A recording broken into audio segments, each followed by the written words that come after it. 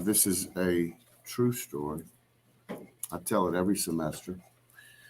Hopefully, once you get your license and get in the business, that you will take professional sales training, be it in the form of a book, a seminar, YouTube, a combination of all of the above. If you're going to decide to do something, then decide to be good at it.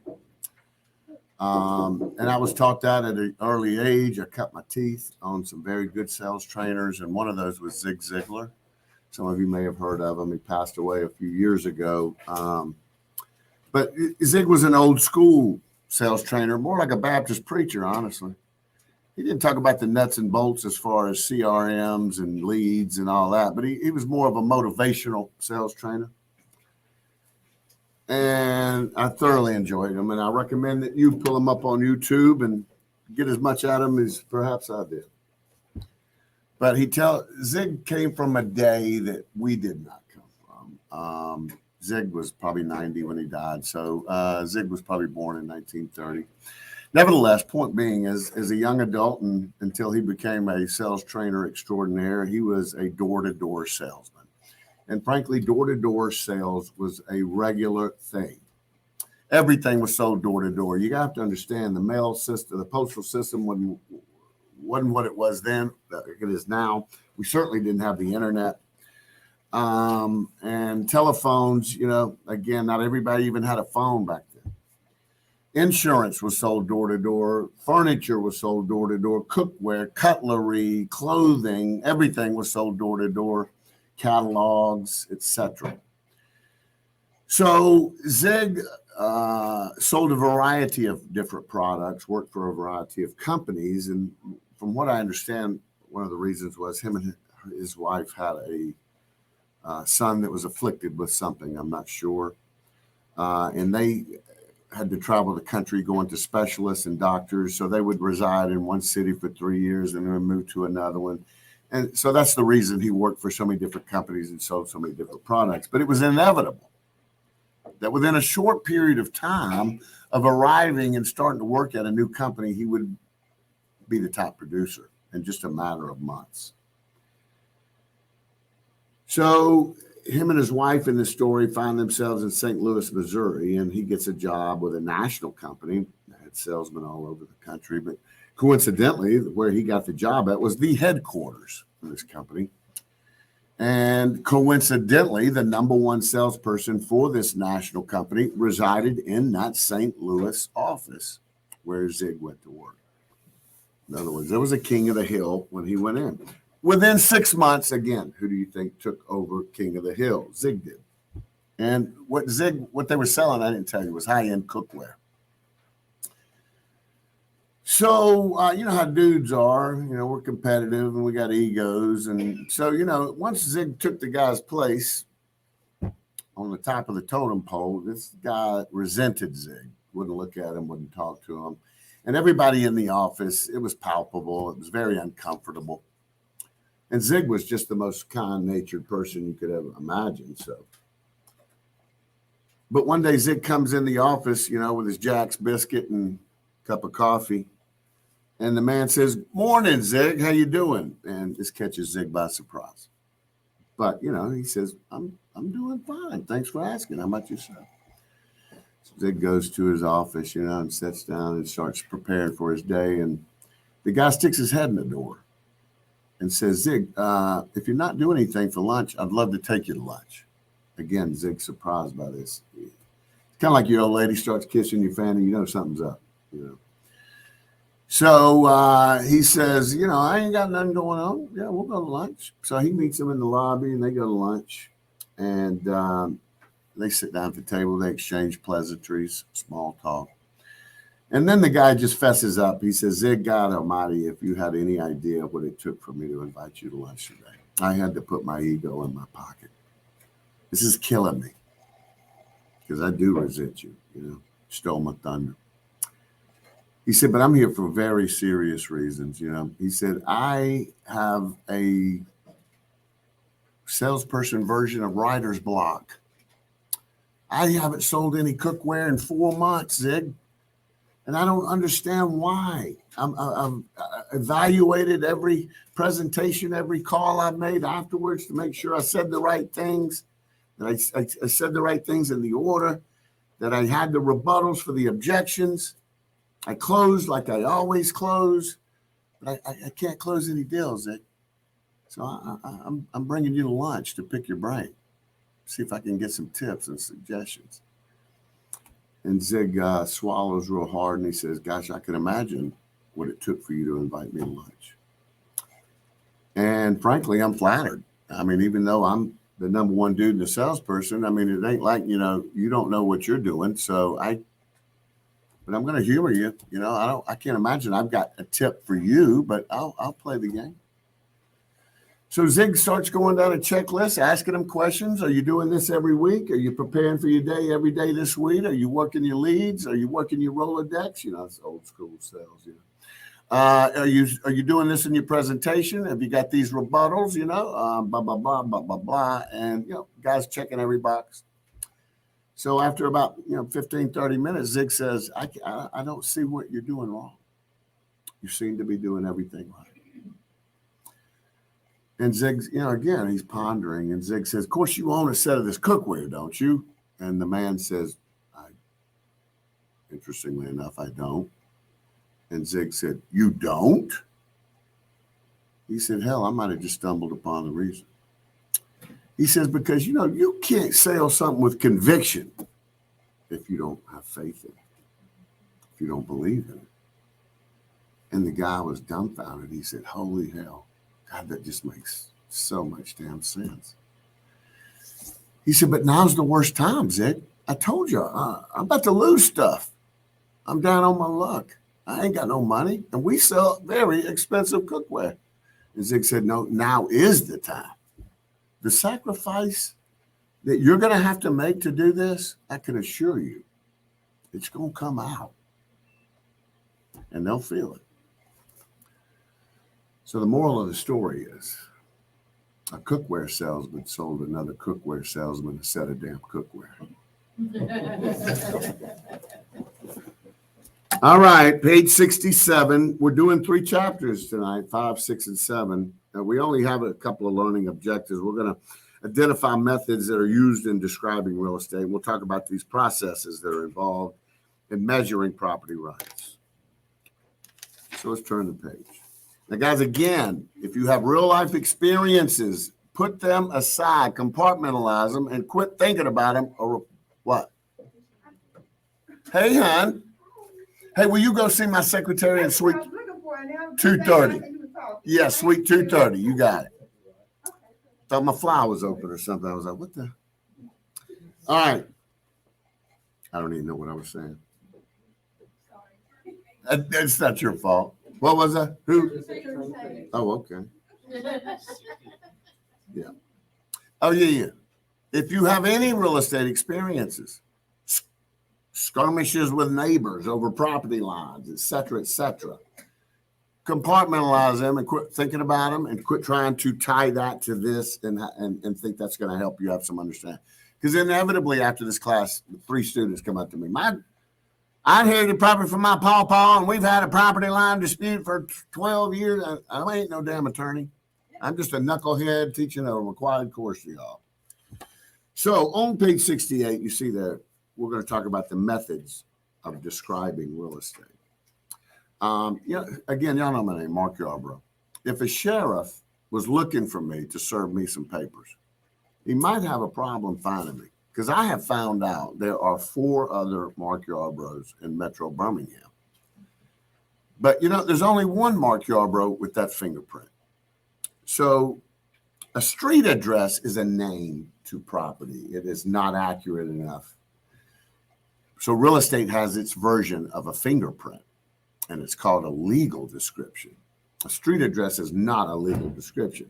It suffices in many regards, but as far as real estate and the legalities and the ownership and recording deeds and the people you got to play with and what they require, lenders, title insurance, etc., you got to have a legal description. The law doesn't require you to use legal descriptions contractually. They don't require you to use them on deeds, but the people we play with do. And that, beggars can't be choosers. You want to borrow money and the damn lender requires you have a legal address on the deed, you put one. But I have literally seen a deed in Alex City that said the old Johnson farm. Wasn't a box number, wasn't a route number, the old Johnson farm. And the law says if you can find that property based on the description, it suffices. And in small towns, most people would know where the hell the Johnson farm is. So at the top of page 68, you see the 3 bullets, and we are going to discuss those. We are going to need to know about these 3 in this chapter: meets and bounds, rectangular or government survey, and lot and block. Now, guys, a lot of times, again, you hear me saying, I've heard this is on the exam. I've heard this is on the exam. Make sure, make this note, highlight that, etc.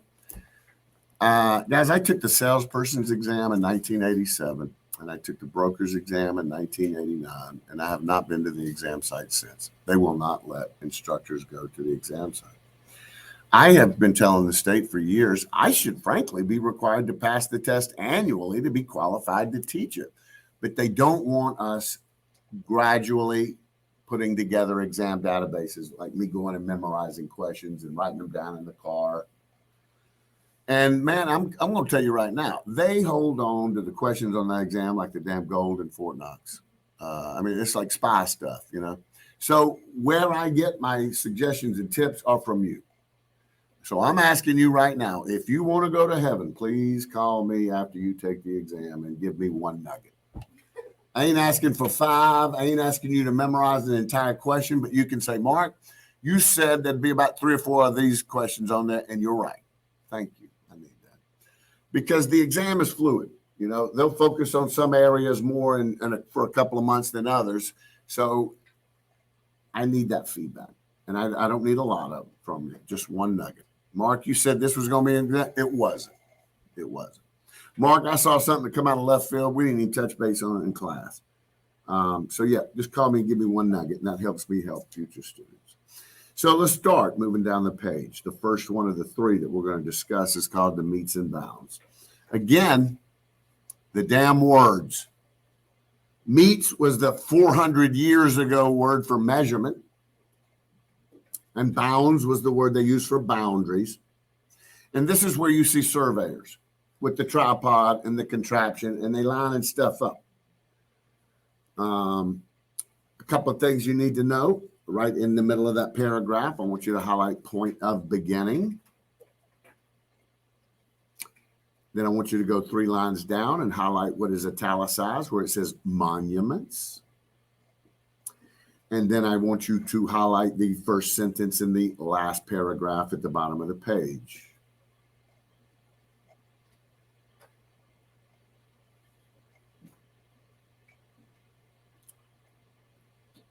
So let's say I'm a surveyor and I have been hired to stake a lot, maybe in a new subdivision. You got to give me the directions in order to stake the lot. Kind of like, it's funny. Again, I'm really insecure about my age right now. I'm going through a little age thing and it bothers the hell out of me. Why in the hell did I just tell you that?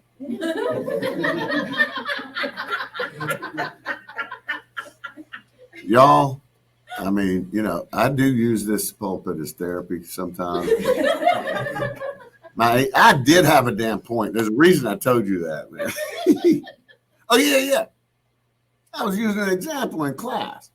I said, when you pull up the MapQuest to get directions, and all of a sudden I see a bunch of young people like a dog, I'm saying, y'all don't know what MapQuest is? And they don't. I'm like, oh, my God. It seems like it just fell from heaven last year. Y'all remember, any old people in here remember when MapQuest was invented? My God. Amazing. And frankly, with GPS, it's good to have your MapQuest as a backup in a little manila file folder. But yeah, a young cat said, oh, you old school, Mr. Boy. I was like, nevertheless. Okay, thank you. So if you wanted directions from your home to somewhere and you go to MapQuest, what's the first thing you got to put in? Where you're starting from. That's the point of beginning. See, guys, that's what I'm trying to tell you. Ain't a damn person in here beyond these concepts. It's just the language. That's so commonsensical. Point of beginning. Tell me where to start. Now, sometimes they'll call it a POC, a point of commencement. If you know what the word commencement means, then don't waste your ink. To commence is to begin.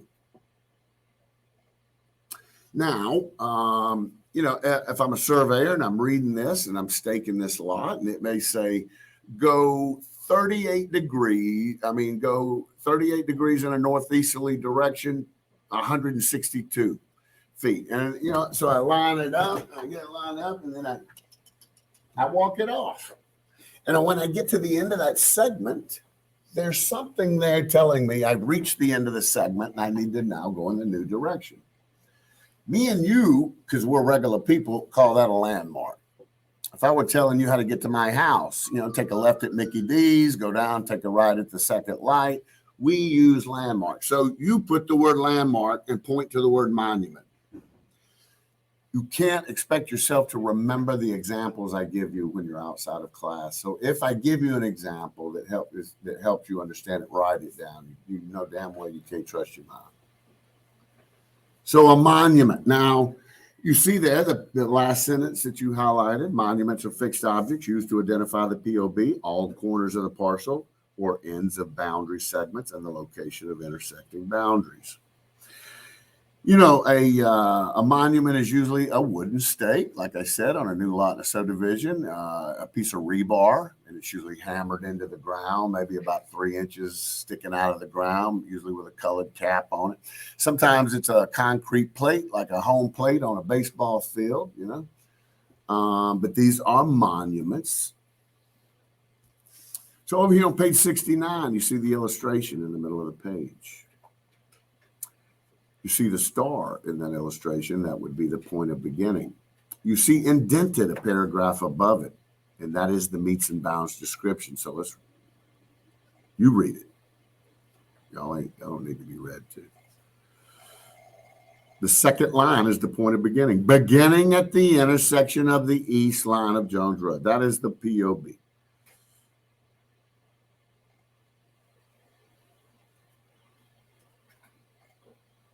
You now have a gist. Let's turn the page. Oh, yeah, wait, don't turn the page. You got some white space right there in the middle of the page. I want you to take some notes because it's not in the book, but I've heard it's on the exam. What's the easiest survey to identify the boundaries? A stake survey. And when I say stake, I mean like a vampire steak, not like a steak at a restaurant. Stake. I've heard that question's on it. What's the easiest way to identify the boundaries of a property? A stake survey. There's one more. A survey that also identifies improvements. In other words, it will reference structures and other improvements. Is a spot survey.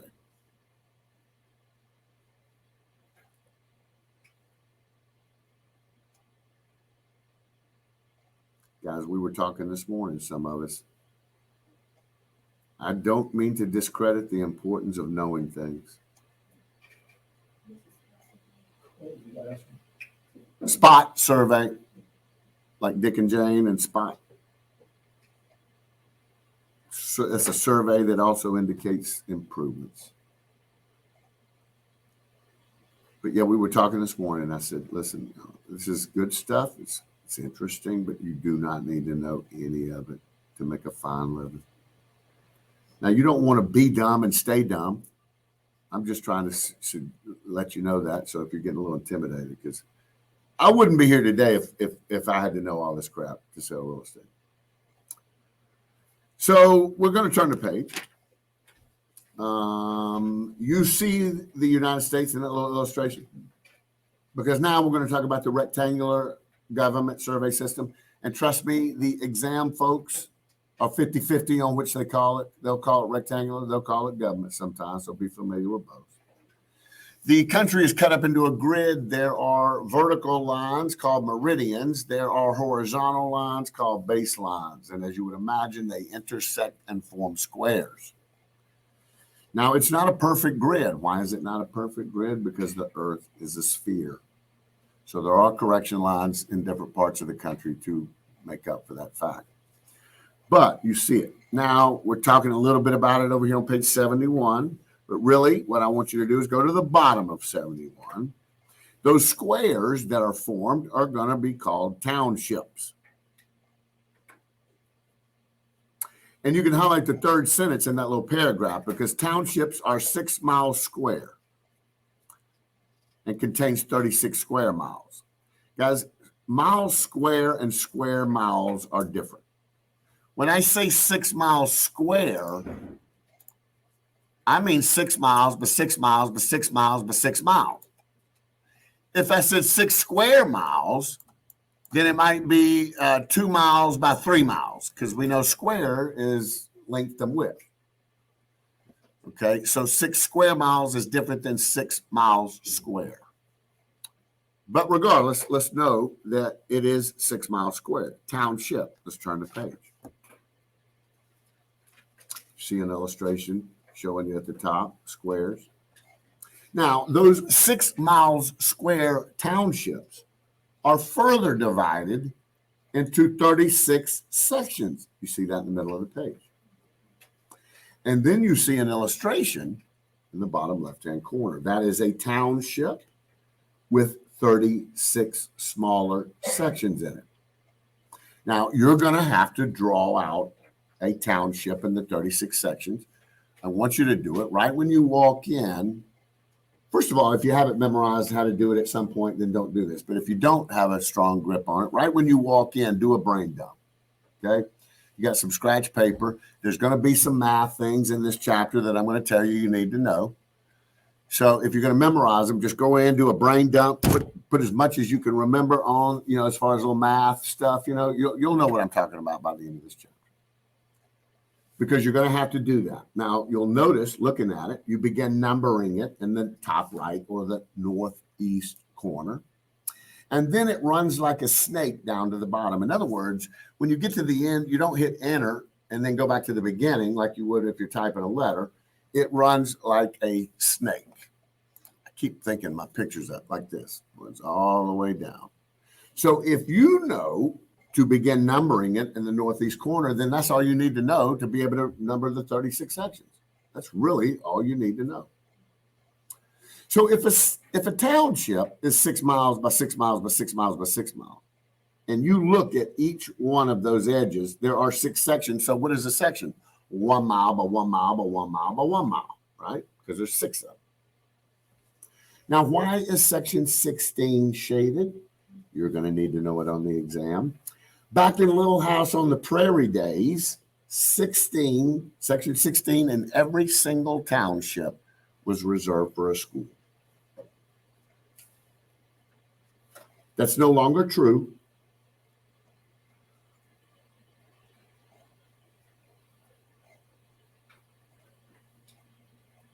So look at the top right of page 73, the illustration. That is a section.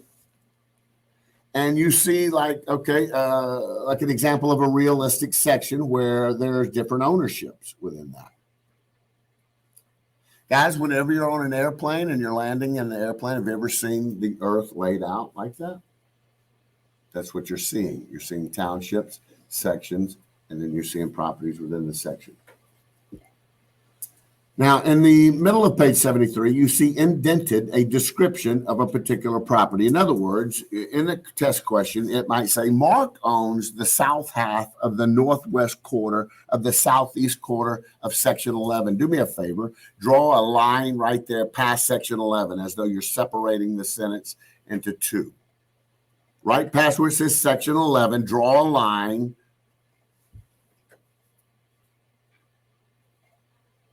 Here's why. Because on the test question, they'll include all that township north range crap, but you don't need to know it. All of that crap is like this. If you said, Mark, where do you live? If I said 116 Honeysuckle Drive, Calera, Alabama, that's really all you need to know, isn't it? But then if I said Shelby County, Birmingham Metro, Alabama, United States, North America, you know what I mean? That's all that crap is. So you don't need to know all that crap, just where before you drew the line. So let me show you how that works. So I draw me a section. And guys, you read backwards. You read right to left. So we're going to go to section 11 where you drew the line. And we're going to see the southeast quarter. So I find the southeast quarter. I continue going to the left. Now I'm going to find the northwest quarter of that. Northwest quarter. I continue moving to the left. I now find the south half of that. So I just located a person's property using that description, reading backwards. Now, I've been doing this for a minute. I never had to do it in real damn life, selling real estate, but I've been doing this for a minute because I've been teaching it. So it comes to me fairly easy. It doesn't have to come to you as easily. I have students come up and go, my brain's messed up, Mr. Yob. I don't understand what you said. Give yourself a damn break. Absorb it, marinate in it. But if you just don't complicate it in your brain, draw the section, read right to left. Now, you're not going to be expected to draw anything like this on a multiple choice exam. I just showed you how. What the question will say is how many acres is contained in that property. It'll say, Mark owns the south half of the northwest quarter of the southeast quarter of section 11. How many acres does Mark own? Well, don't worry about it right now because there's going to be a place within the next few pages where there's some math figures I'm going to ask you to highlight that you're going to have to memorize.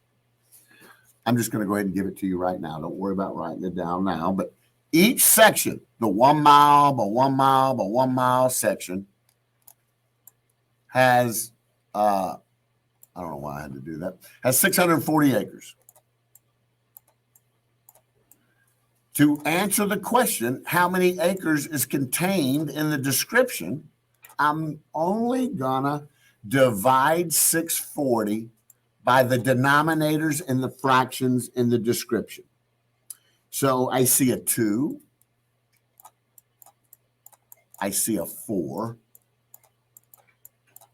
I see a 4. So let's work that out. 640 divided by 2 is 320. 320 divided by 4 is 80.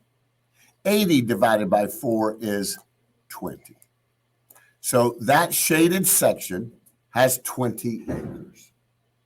Now, I'm going to give you about 3 or 4 math things that you're going to have to memorize. One of these is 640 acres in a section. One, you're going to have to remember, again, I'm coming to the page soon. I'm just rattling them off right now. You're going to have to know there's 43,560 square feet in an acre.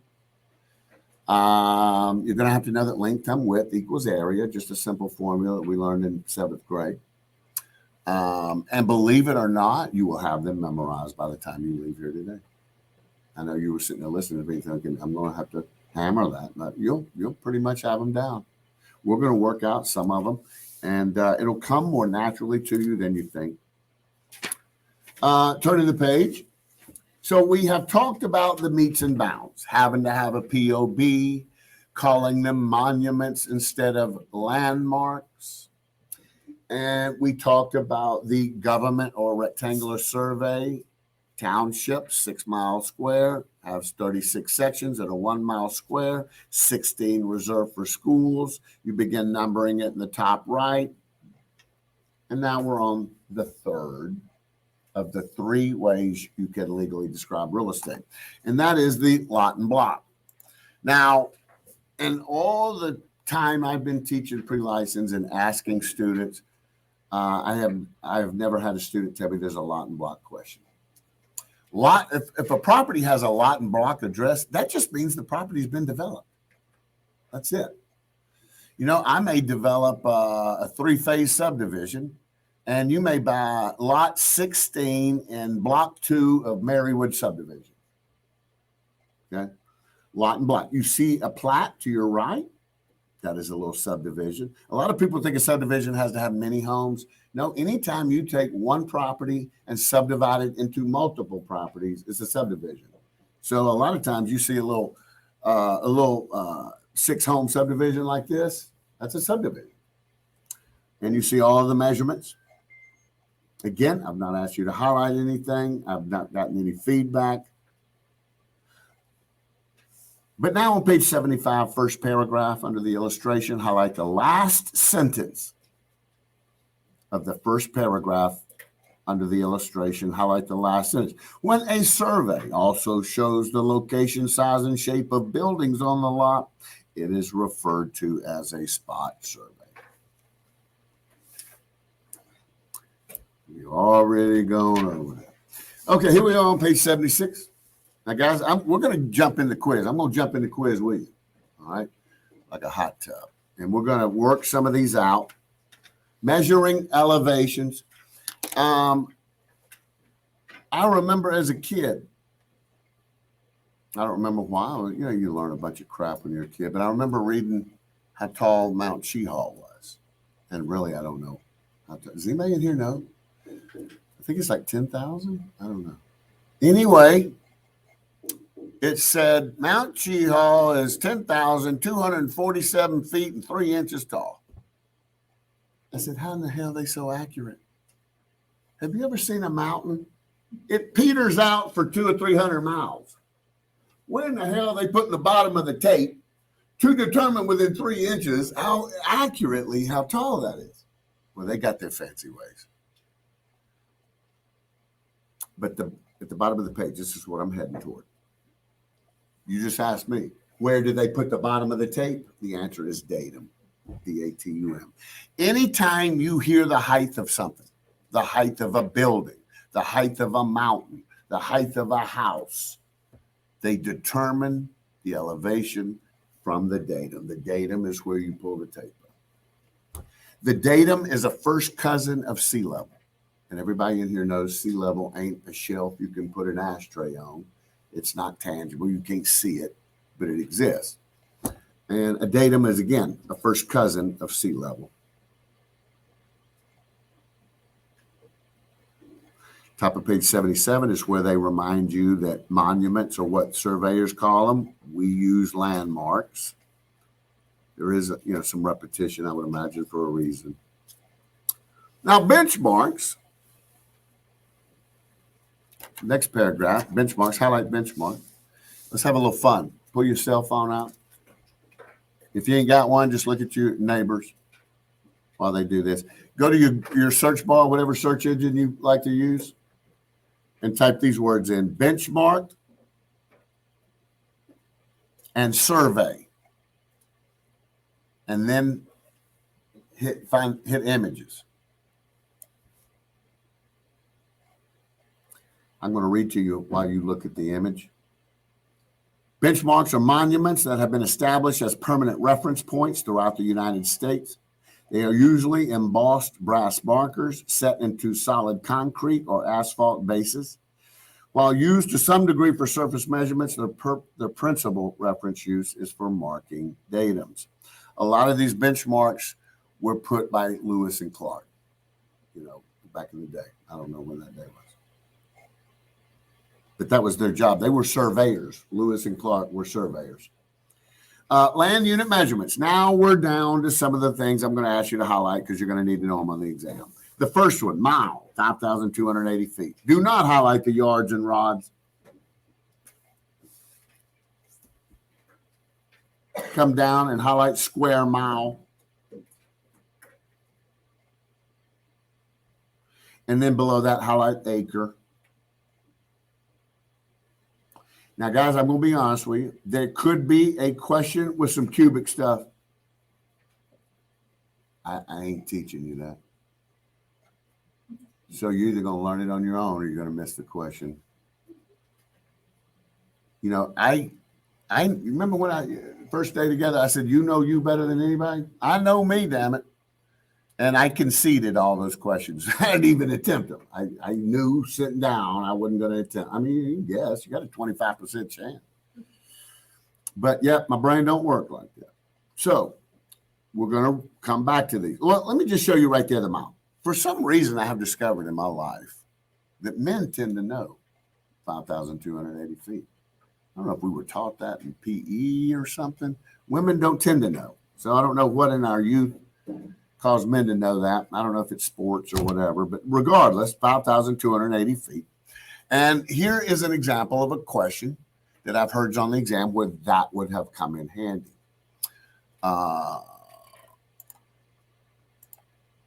Okay. So we got a section.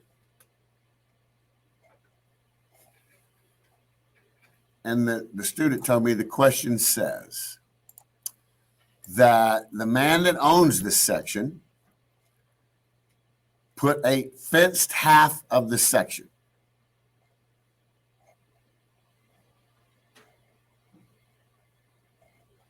Leaving a 12-foot gate. And the question is, how many linear feet of fence was necessary? So, is this 1 mile? Y'all? Right here to here to here? Is that 1 mile? It is, damn it. Just fake it with confidence. Because I'll tell you if you're wrong. That's 5,280 feet. 1 mile of fence. Is this 1 mile of fence? It is 5,280 feet. And this is a half mile of fence.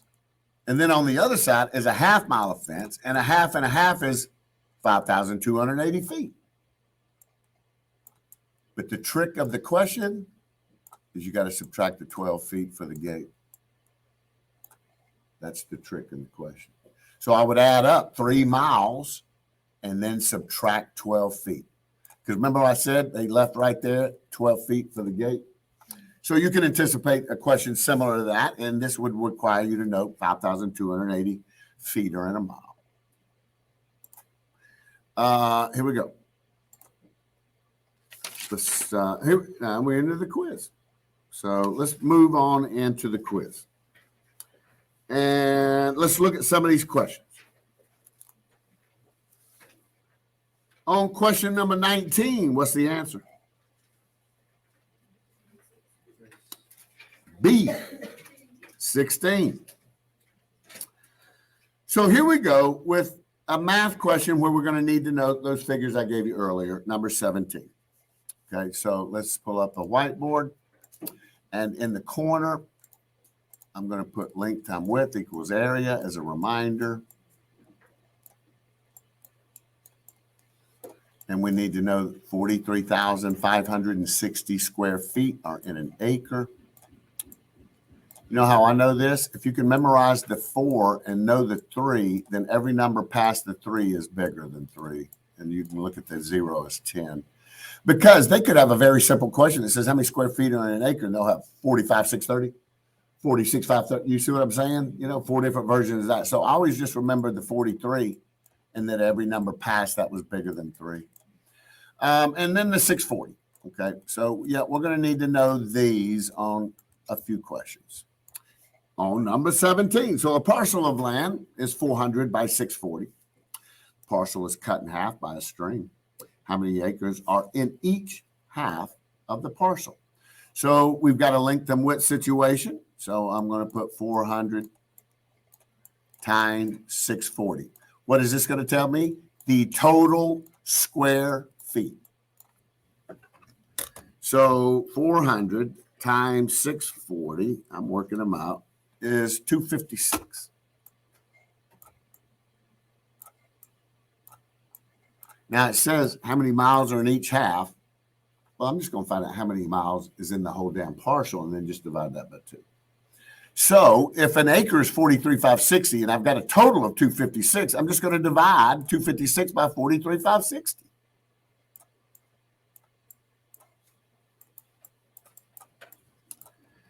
And I get 5.88. When I divide that by 2, I get the answer of B, 2.94. Because they want a half.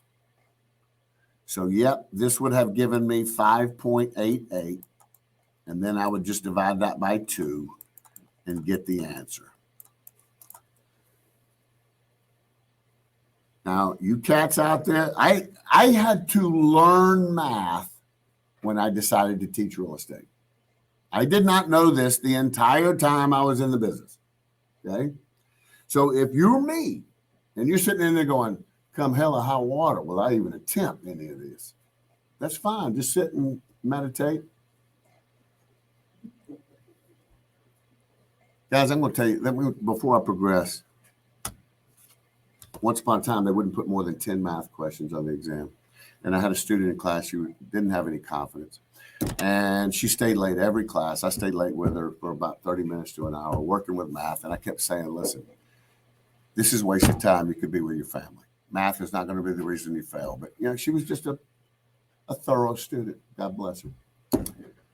So when you go take the exam and they give you the results, it says how many questions you got. Like in this subject area, there were 13 questions, you got 8 right. In this subject area, there were 17 questions, you got 12 right, blah, blah, blah.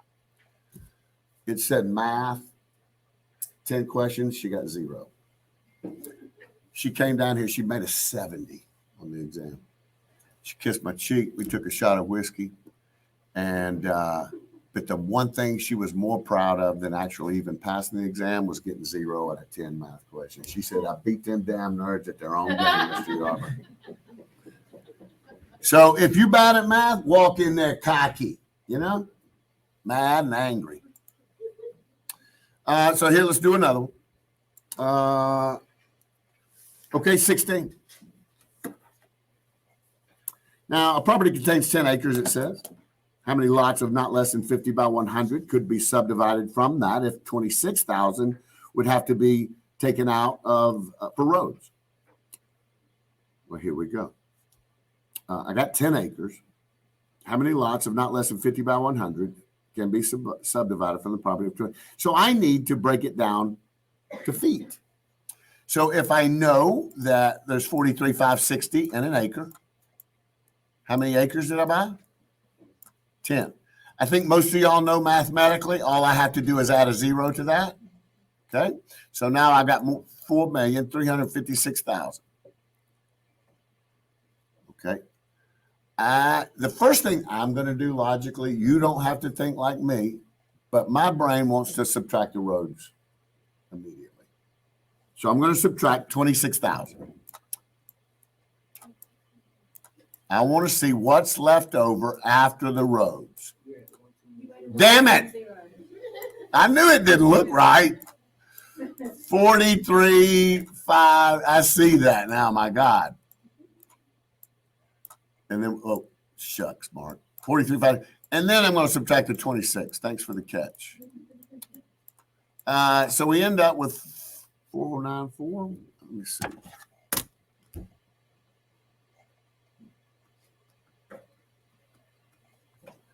$496.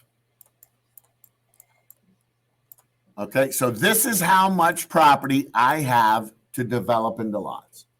They tell me how big the lots are going to be. So 50 by 100 is 5,000. So the lots are going to be 5,000 square foot lots. And y'all, those are garden home lots. So I'm going to divide by 5,000. That's my total square footage. How many 5,000 square foot lots can I get out of that? Well, hang on. You little go-getter. Hold on. 409, 600 divided by 5,000. Now it says 81.92. Let's read the question again. The last part. Oh, no. This is that's another question I'm thinking of. But yeah, B, 81. Hold on. Hold on. Okay, here's the key to the question. It says how many lots of, and you can underline them or highlight them, not less. See, we were taught in school with a 9 to round up, right? But if I round up, I'm going to have an acre. I'm going to have a lot that's short. I know. So the two key words were not less, and that makes you round down. Correct. You round down to 81. No, the answer was 81.92. So instead of rounding up to 82, you round down to 81 because of the two words not less. All right, up here at the top of 14, question 14. A buyer purchases 4.5 acres of land for $78,400. His neighbor wants to purchase a strip of his land that measures 150 by 100. What would that strip cost your neighbor if they paid the same per square foot that you paid? And I did paraphrase that. That one sounds tough, but it really isn't. And see, that's why I'm not good at math. So when I can get one that looks hard, right, makes me feel taller. So let's work it out. Now, obviously, this is the kind of math a developer's got to do. You don't buy the property and then find out based on what lots are selling, you ain't going to get your money back, So here we go. It says sold for the same price per square foot. So another question where I got to break things down to the foot. So if an acre has 43,560, that's too thick.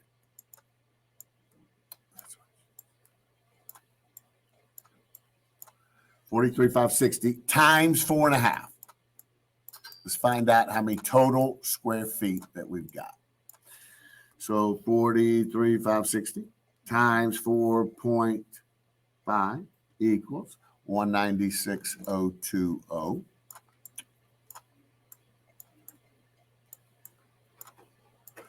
Okay, now they're wanting to build 150 by 100, which is 15,000 square feet. Okay, so I'm merely going to take this. Hold on. Oh, yeah. Hold on. I got to find out. This is what the guy owns. And I got to find out what the owner paid per square foot. And he paid $78,400. If you came home from the grocery store with 10 apples, and I said, how much them 10 apples cost you? And you said $5. I'd divide $5 by 10 apples to see what the cost of an apple is. So the $78,400 is the $5. That's what I paid. And then the $196,020 is the apples. So when I divide $78,400 by $196,020, I get 40 cents a foot. So I need to know that. I come back. The man wants to buy a 15,000 square foot lot or strip of land. And you see the answer is B, 6,000. Don't mark the answer. Make yourself get it outside of class. You'd work it again. But yeah, the answer is 6,000, 15,000 times 40 cents. So there was a couple of steps. We had to determine total square foot right there. Then we had to figure out how much per square foot. So we took the $5, divided it by the apples, got 40 cents. Whether you're good at math or not, you got to admit these are easier than they look.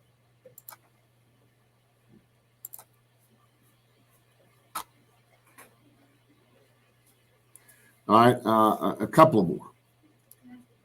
Of course. Yeah, you get 3.5 hours. Yeah, and that should be no problem. No problem at all. Here's one of them questions that I said you don't have to worry about all this township, north, range, west crap. If a farm described, no, I'm on question 12. Question 12.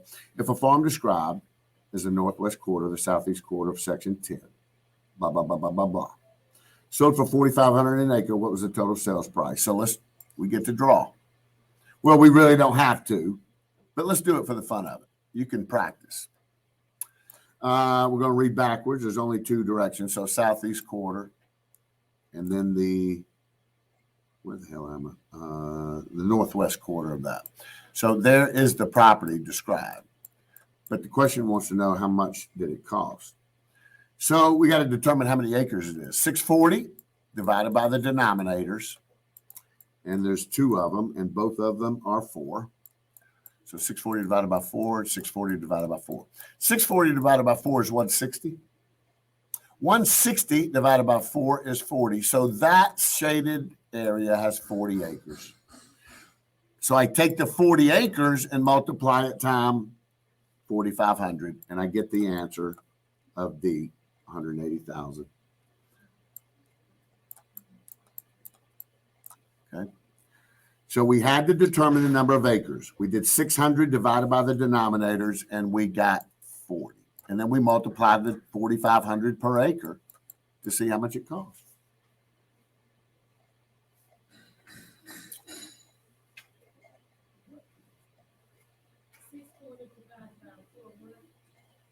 Divided by 4, and then divided by 4 again.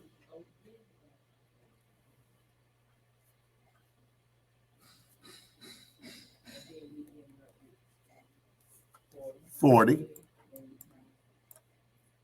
Then you multiply it times the cost per acre.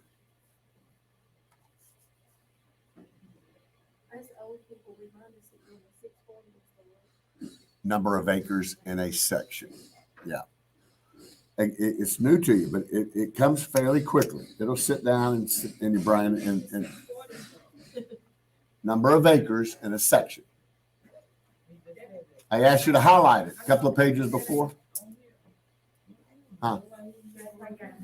Well, they're not going to tell you. That's why you got to memorize it. Yeah. Now, they do give you some data sometimes to help you, but I don't know. Now, let's do number 10. Buyer purchased a half-acre parcel for $2.15 a foot. What's a half an acre? 43,560 divided by 2. And then take the answer to that and just merely multiply it times 215. And that would be the answer. Do you want me to work it out? I can. 1780. I can't do that in my head. Does anybody want me to work that one out? The answer to this multiplied times 215 is the answer of C. But look, watch this one. Let's do this one. Let's do question number 9. So you see 4 shaded areas. Those are your 4 choices to choose from. And the question says, which of those 4 shaded areas depicts the description described? Northeast quarter, southeast quarter, blah, blah. So we do a section. You would have to be able to do this on your scratch paper to get this one. So we're going to read backwards. And, well, we don't have, oh, yeah, we do have to draw it out on this one. All right. So I'm going to start southeast quarter, west quarter, rather. Now I'm going to the left, southeast quarter. Now I'm going to the left, northeast quarter. So of those 4 choices, which one is the answer? Which one of those? Huh? A is correct. Do y'all see the answer? Okay. This is which one of the 4 choices? It is 1.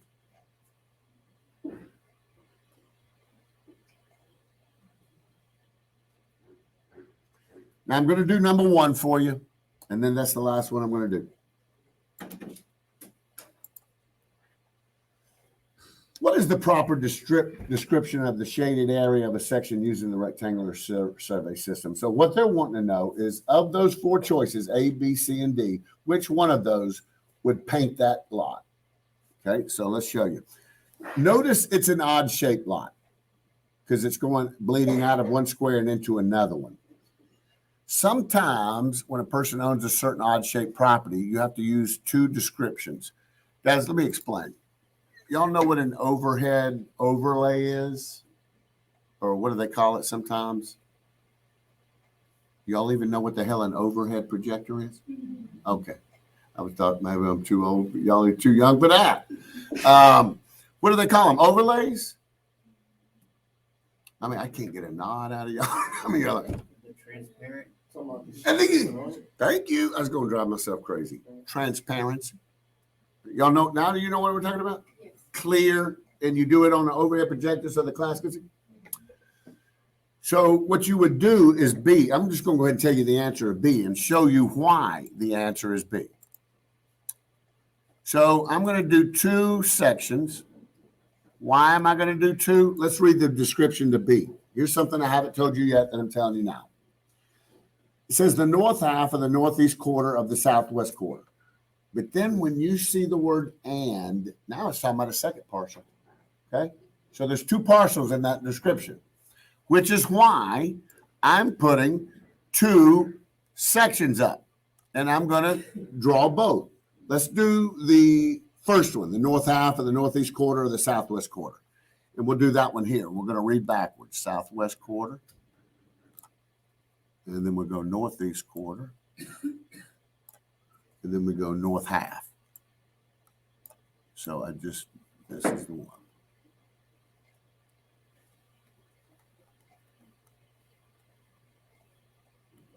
All right, now we're going to do the second one. And I'm going to go to the end and read backwards. So we're going to find the northwest quarter. And then we're going to find the north. No, I did. Yeah, the southeast quarter. I didn't see that. Southeast.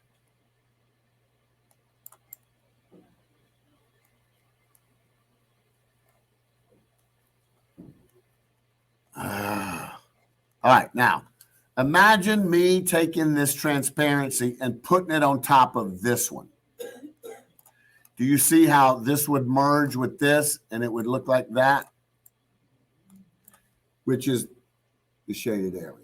You see that? Now, if you're thinking, yeah, okay, again, this is all new.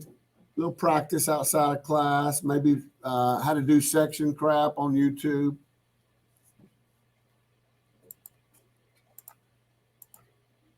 Okay. Where'd our first break? So let's do this. Let's take our first break. I got 10:57, so we'll break until 11:12. That gives you a solid 15-minute break to get your snack.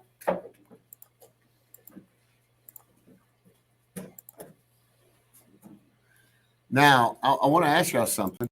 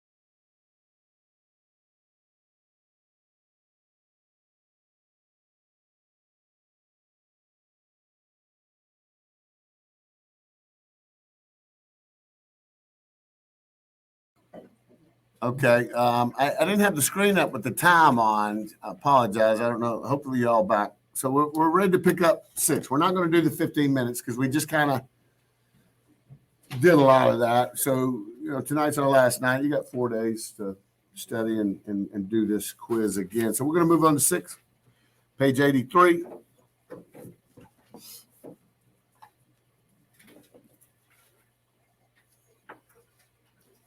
Transfer of title. Our learning objectives, we're going to describe the fundamental concepts of title as it relates to ownership and the processes and instruments used to apply these concepts. We're going to talk about circumstances and conditions that could provide for an involuntary transfer of title. And then we'll discuss wills and some other concepts related to wills. So let's turn the page.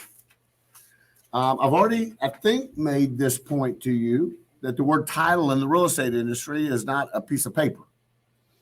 It's abstract, like love is not something you can put in a package. Title means ownership.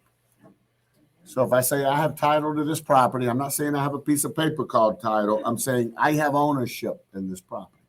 The piece of paper we use is a deed.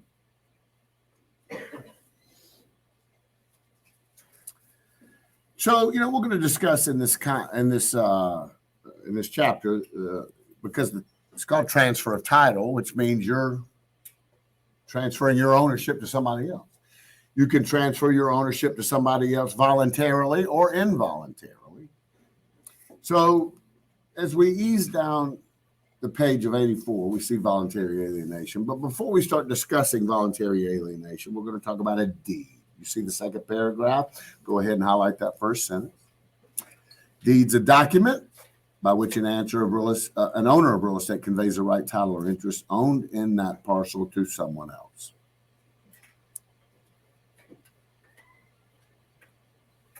Again, guys, the reason the law is much more thorough with real estate as far as record keeping is because of the permanence.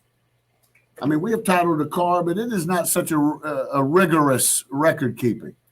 Real estate's permanent, and there's crooks out there and fraud and forgery, and so it's very rigorous. Nevertheless, in a deed is a recipe. A nerd writing a book will say a deed has to contain certain necessary elements to be legit. I look at things as a recipe having to require ingredients. So we see at the bottom of the page, we're about to discuss the requirements for a valid deed or the ingredients to the recipe called a deed. The little table above that is just all the O's and E's. Every dynamic of life has O's and E's. Real estate has them. And it's usually easy to figure out who's who. The or gives something, the E receives something. So the lessor is giving permission to possess. The lessee receives permission to possess. The grantor is giving title at the closing. The grantee receives title. So it's just for your little study and conveniences, some O's and E's. But we see the bulleted list of the recipe ingredients. And I'm not going to go over the list right here because they take every one of those bullets and expand on them throughout the chapter. So we'll approach them one at a time. But before we turn to page 86, right there on page 85, we see the two parties that are a part of a deed, a grantor and a grantee. Couple of things you need to know here. In the left-hand margin, I want you to write legal capacity, right to the left of grantor. Must have legal capacity. I'll explain that after. Must have legal capacity. That is kind of said in the first sentence of the second paragraph, where it says a grantor must also be legally competent. Here's what legal capacity means. It means two things. And from here throughout the remainder of the course, you'll hear legal capacity. It's the first time you're here. Legal capacity means two things. I'm of contractual age and I'm of sound mind. Meaning capacity. Do I have the capacity to act as an adult? If you want to do grown folk things, you got to be grown. Now, you don't need to know what contractual age is because it differs from state to state. You just need to understand conceptually every state has a contractual age and you got to meet it. Now look at the third paragraph under grantor. This is going to come important in the next few minutes. The grantor's name must be spelled correctly and consistently throughout the deed. If the grantor's name has changed since they bought the property, and I'm paraphrasing, as when a person's name is changed following marriage, then both names should be shown. For example, Mary Smith, formerly Mary Jones. That's going to make sense in just a moment. In other words, when I bought the property, on the deed, it shows the grantee is Mary Smith. But maybe I get married. Or no, it says Mary Jones. But then, within the next 8 years, I get married. And here it is 8 years later, and I'm selling the property. And now I'm the grantor. I better put Mary Smith, formerly Mary Jones. Because anybody doing an audit or researching the records would know, okay, that's the same person. That's the same person. Let's turn the page. So at the top of page 86, you see consideration. Let me get a little ahead of ourselves because we're not there yet, but there's an entire chapter on contracts, and we're going to discuss contracts much like we are discussing deeds right now. It is a recipe, and it has to have a certain number of ingredients to be valid. And one of the ingredients in a contract for it to be valid is consideration. A consideration is a nerd word. What is it a nerd word for? Tit for tat. If I'm in a contract with someone, I'm doing something for you, you're doing something for me. Okay? That's the consideration.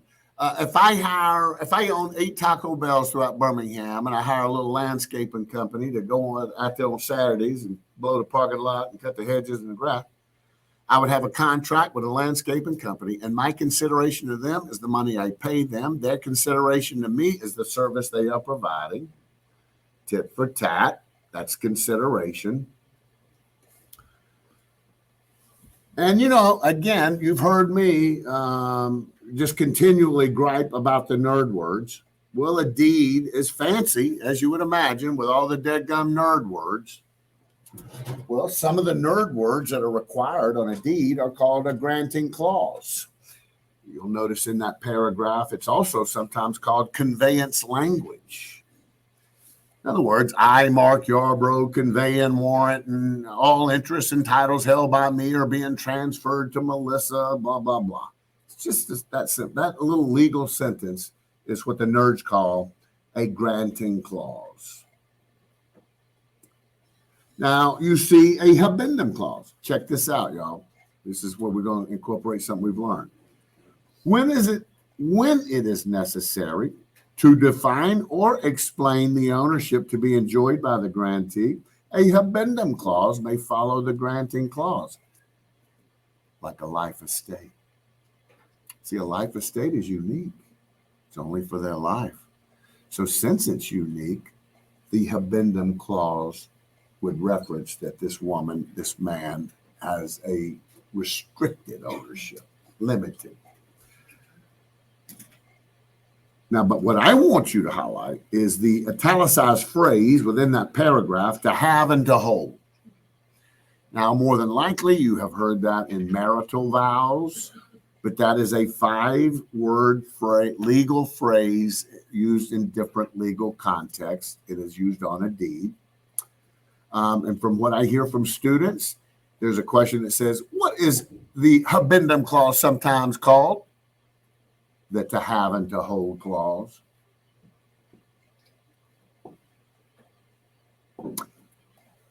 Now, they mistakenly say that a legal description of real estate is required. I told you earlier it's not required, so this is me being smarter than the author of the book. But I told you could get away with the old Johnson farm, So they're actually a little wrong in that. But we understand what they mean. Exceptions and reservations, that's redundant of the habendum clause. 87, page 87. Got to have signature of the grantor. Notice it does not say signature of the grantee. That could be something you need to know.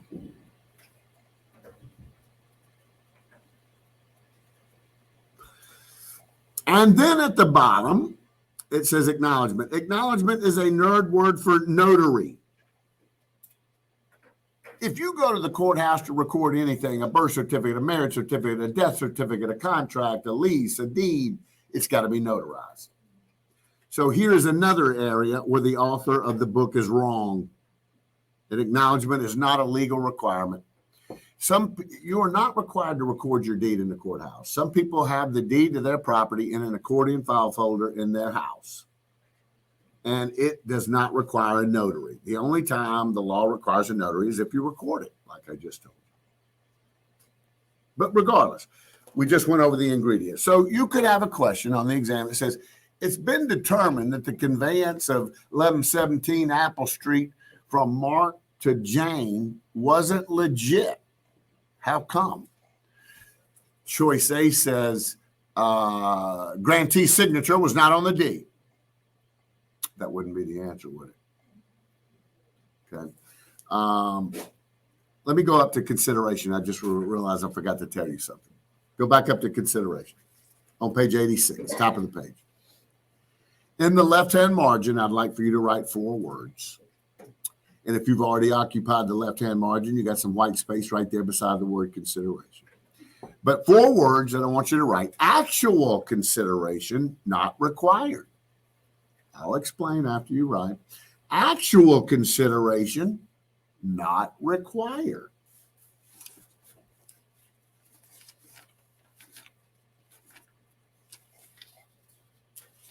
So what does that mean, Mr. Yarbrough? Here's what it means. I just told you that the law doesn't require you to record a deed. Now, before we leave each other today, I'm going to tell you that you better damn well record your deed to protect your interests. Because if somebody creates a fraudulent document and records it and then takes possession of the home, because maybe it's a home you're not occupying, and then you try to call the law on them and they got a damn deed recorded, you're up a damn creek. So you should record your deed. But here's the problem. When we record our deed in the courthouse, I have made this public information now. Y'all get that? So anybody could check and see what I paid for a piece of property. And y'all, sometimes you're in a situation in life, there's either one person or a few people that you don't want to know what you paid for a piece of property. Especially if it's an investment property that you picked up on the cheap and you're trying to sell it high end. You know what I mean? You don't want anybody to know what you got in it. That affects what they were trying to offer you. Point being, I think you're starting to see where I might not want the actual amount I paid reflected on the deed. So the law says you can put an arbitrary amount of money for $100 and other good and valuable consideration, for $200, any amount. How many times have you ever heard for $1 and other good and valuable consideration? So that's why I asked you to write that. You don't have to put the actual consideration. You can just put an arbitrary amount of money. So again, the answer on your question on your exam might say, it's been determined that the conveyance from Mark to Jane wasn't legit. Why? Grantee's name wasn't on the deed. That ain't the answer. Actual consideration wasn't mentioned on the deed. That wouldn't be the answer. So they'll have a very simple question like that, calling into question your knowledge of these ingredients. I've got some deeds right here. I can't show them to you because they get backwards. Is there a trick, y'all, to making this not backwards? You kids are good with the tech, right? There's no tricks? I can't get y'all to damn bat a damn eye. My God.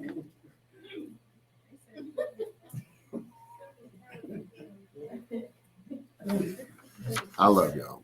Hey, this says, know all men by these presents that the Elizabeth Patrick Trust, here's an entity owning property, a trust, that the Elizabeth Patrick Trust, hereinafter called the grantor, for and in consideration of the sum of $2,812,000, cash and other good and valuable consideration to said grantor, blah, blah, blah, blah, blah, blah, blah, blah. That's the actual amount. Here's one. Know all men by these presents that Dry Creek Holdings, LLC, hereinafter called the grantor, for and in consideration for the sum of $10. That's an arbitrary amount. And here's another one. Know all men by these presents that for the sum of $1,000 and other good and valuable consideration, blah, blah, blah. Ain't no damn property being sold for $1,000. Again, random amount of money. Here we go, back to the book. So now we're going to turn the page 88. Delivery and acceptance. Go ahead and highlight that first sentence. Title is not considered transfer until the deed to the property is actually delivered and accepted by the grantee. This is true of a contract. A lot of people mistakenly think when the seller puts ink at the bottom of the agreement, boom, we got us a contract. No, one more step. I got to take this accepted offer and deliver it to the person that made the offer. That's where I have a contract. Now, guys, in the modern day, electronic delivery suffices so I can scan and email it. You know, I don't have to physically. And you don't have to physically put it in the grantee's hands. You could do it to their attorney, you know, who the law considers them. So, guys, I take the nuggets that students give me in a lot of scenarios. Again, you know, we had a conversation before a lot of you got in. You know, we're in a stage of rote learning, R-O-T-E. You may know what rote learning is, where you learn facts. The state exam is going to be scenarios where they're wanting you to, now that you understand these facts, be able to interpret, you know, the question. So I hear this nugget that there's a scenario on the exam. So I will take the nuggets and I'll make my own story. So let's say in this story that I have a prodigal son. You know, at 19 years old, he was living with me, but one night we was playing some dominoes and drinking, and we got in a cuss fight, and he went up in the bedroom, threw some stuff in a satchel, and got the hell out. He'd been gone 2 years, and nobody in the family's heard from him, and we're all concerned, looking for him on the damn TV shows about the missing people. But he calls me 2 years later one night. I'm at the house, and I answer the phone. He says, "Dad, first off, I'm so sorry for not contacting y'all. But I'm coming home, and I'll be home in 10 days. So, you know, this gets Dad all teared up. Damn it, son. We've been missing you. You know that property of mine with the tire swing on the creek you used to play on when you was a kid with the other kids? I'm going to deed that to you, boy. That's going to be on the kitchen table as a welcome home. Yeah." He said, "I'll be there in 10 days, Dad." So I go to bed.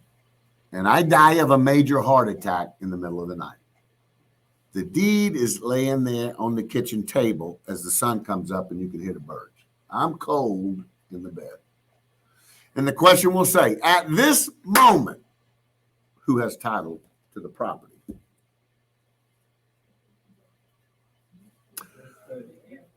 What do you think they're trying to see that you know? My boy don't get title to the property, even though the deed's sitting there with his name on it. Because why? We just said it hadn't been delivered. So the answer to that question is whoever my will says. Yeah. Okay. So delivering acceptance. Same thing, guys, before the internet, mid-90s, I remember my buddy Tim told me this story. And, you know, I don't think he had a cell phone in 1995, but anyway, and he told me this story. He said him and his family and the kids were in the station wagon backing out of the driveway and going to Florida on a little vacation. And he forgot something in the house, went back in, and son of a gun if the phone didn't ring. And it was a buyer's agent saying, "I got a buyer moving from Birmingham, from Kansas, and they want to see the property. And I mean, they want you to present an offer on it tonight." So I go and get in the car and I tell my family, "We got to run by my listing." And I get there and pull in the driveway and I get out of the car. "Quit hitting your sister. I'll be back in 10 minutes. I get it signed. And now I'm bouncing back to the car. I throw it in the glove box and we head to the beach singing Jimmy Crack Corn. This was really happened to my friend. This is the story he told me. He said he got back from the beach on Monday, called the buyer's agent and said, "I'll be over there at lunch. We'll go grab a bite. I got that contract." And the buyer's agent said, "Tim, you know, we got to looking around this weekend. We found something else we like better." And Tim said, "You can't do that. I got a contract." He found out he didn't have a contract because he never delivered it. Now, again, In the modern day, if he'd have faxed it, swang by the office and faxed it, he'd been all right. And we didn't have to scan an email back then, but yeah, he got rooked on that bill. Okay. Now we're on the second half of this subject, and we're going to talk about deeds. We're still talking about deeds. First of all, in the middle, that's not going to be important on the exam, but execution of corporate deeds. You ever heard of white-collar crime? Of course you have. There are people within corporations. Sometimes they're officers. Sometimes they're not officers. Sometimes they're the accountant. But they will they will sell corporate-owned property, and the corporation is unaware of it. So all that in the middle says, if you're going to deal with an entity, make sure you know that they're legit. And you could look at the charter and see if they're given permission in the charter or the minutes of the meeting where they perhaps were given permission to obligate the corporation. But here we go, types of deeds. Notice they say warranty, because you can get warranty on a deed. Now, you may be thinking to yourself, what kind of warranty, Mr. Yarbrough? Warranty on the structure? What kind of warranty? Warranty on the condition of the title. In car world, don't you got to have clean title? Of course, you got to have clean title in real estate. Now, the three things that I want protection from, and you can write them down in the left-hand margin. I want protection from liens from previous owners. Guys, you can be in your house that you are so proud of. In fact, in the last 5 years, you done redone the kitchen. You done added a half bath. And you're sitting there watching college football, and you get a knock on the door. And it's a postman wanting you to sign a certified return receipt. And you pop it open.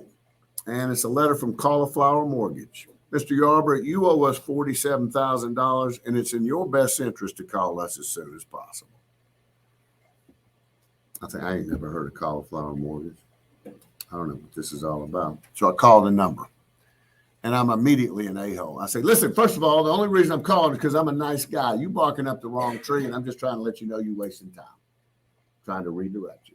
Apparently, you have discovered me, and I have a similar Social Security address to somebody you're looking for, but you're barking up the wrong tree.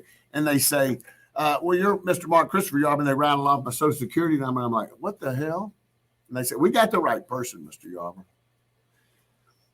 The previous owner in 1997, Mr. Yarbrough, got a $50,000 second mortgage, made one payment. We ain't heard hiding a hair from him since. And I say, I'll be damned if you didn't just tell me his name. Why aren't you barking up his tree? You know who it is. And that's when the young, naive homeowner discovers that when you buy a house with liens from previous owners and they rear their ugly head during your ownership, you're responsible for it. Don't sound fair, does it? But that's why we get a title search before we buy real estate. The lender wants to make damn sure there ain't no liens on the record. So that's one thing I want protection from, liens. I want protection from forgery for obvious reasons. I want protection from fraud. Fraud and forgery more often than not go together because that is the fraud, the forgery. And then missing heirs.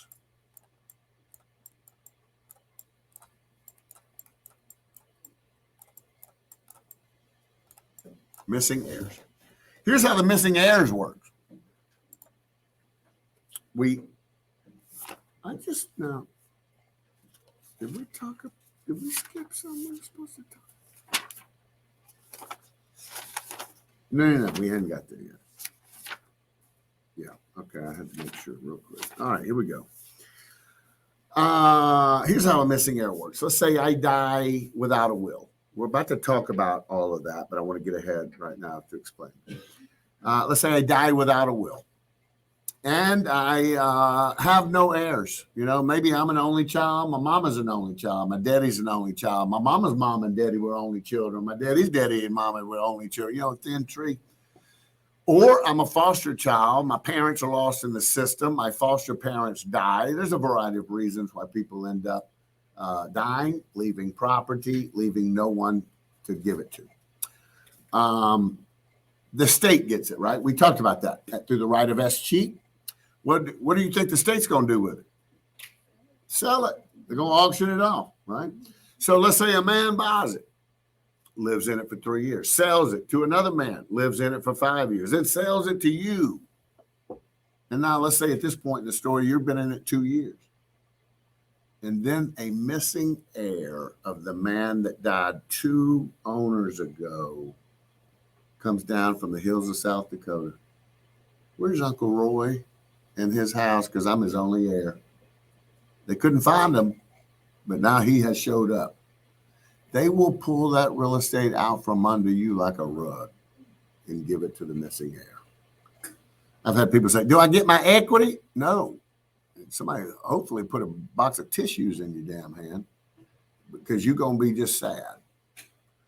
So, yeah, I think you see now. Oh, yeah, I get it now. I do want warranty on them things. That's common sense. So here we go. Now we're talking about the types of deeds, just like in car world, different layers of warranty you can get.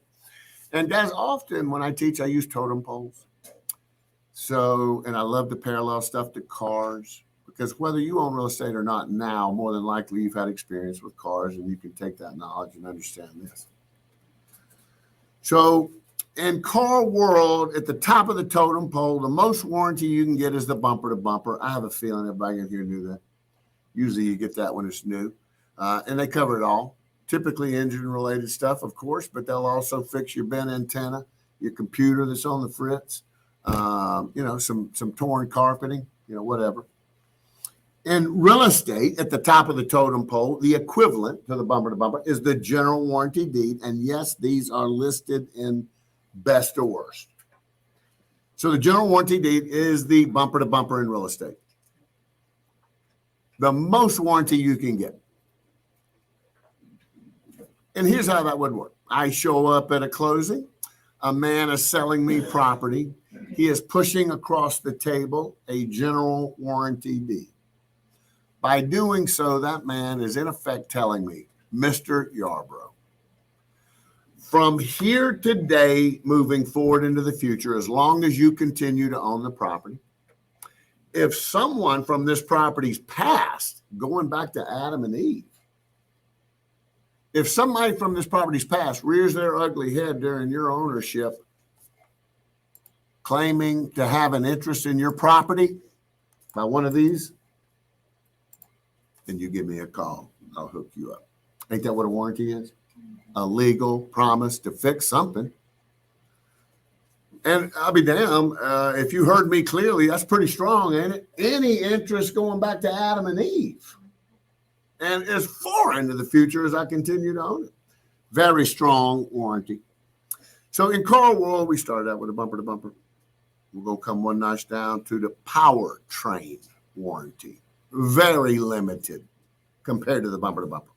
Powertrain only fix block related issues. So we're in real estate, we're at the top with a general warranty deed. So we're going to come down a notch to a limited version called the special warranty deed. We actually call it a statutory warranty deed in Alabama, but from what I understand on the exam, they call it a special. Again, unfortunately, real estate's like everything else. There's jargon that's regional. And just like grits, cream, and wheat, every region is a little different with everything, clothes, diet, and certainly jargon. So special and statutory are actually interchangeable. But here's a special warranty deed. I'm at a closing. Seller is pushing across the table to me a special warranty deed. And he is saying to me, by doing so, he is saying, Mr. Yarbrough, from today forward, as far into the future as you continue to own the property, if someone steps forward claiming to have acquired an interest by virtue of one of them, and they acquired it during the 6 years that I've owned the property, then I will extend your warranty. But if their interest came prior to me entering this property's picture, I'm not extending your warranty to that. Does that make sense?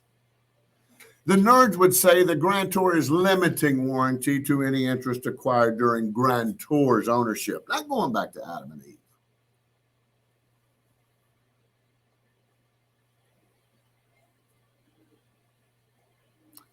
So in Car World, we had the bumper to bumper, then we got the powertrain, and then we got as is. Everybody listening to me knows what as is means. Beggars can't be choosers. I'm trying to buy a used car off a lot. They ain't going to offer no warranty. I have to buy it as is. And then within 2 weeks, the car's falling apart. I'm just up a creek. We all know what as is. You know, we're sad, we're frustrated, we're angry, but we all know what it means. So real estate's got its version of as is. And there's 2 words, kind of like grits and cream of wheat. They're very similar, but slightly different. And they are called the bargain and sale and the quit claim. You can bracket those and put as is, if that's going to help you remember. As is.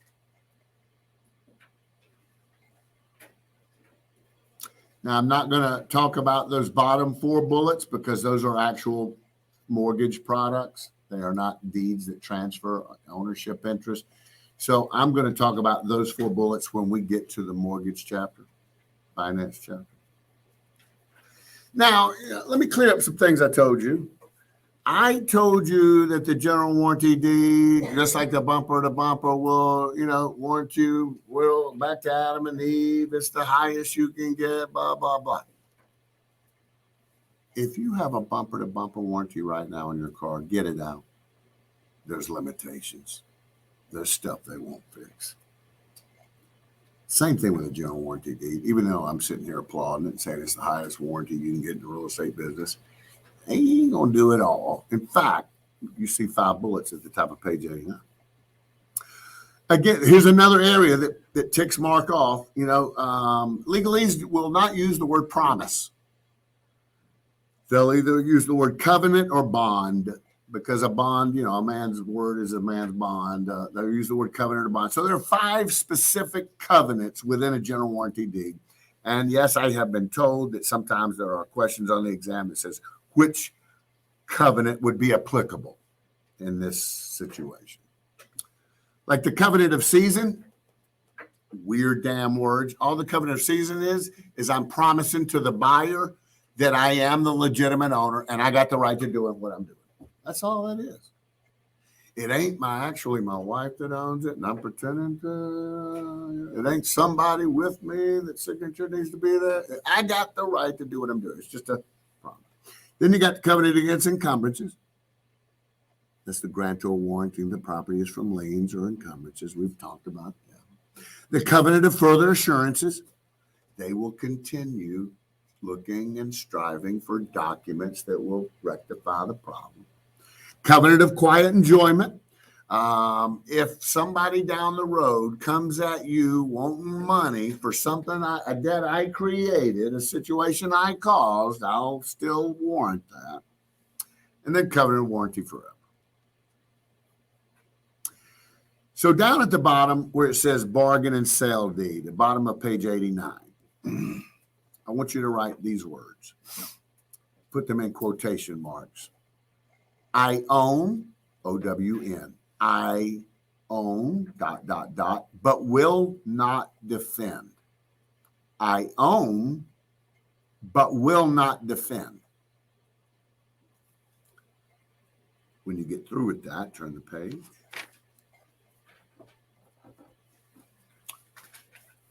And beside quitclaim deed, write, I may or may not own, ... and will not defend. I may or may not own, ... and will not defend. So I'm going to let you write and then I'll explain.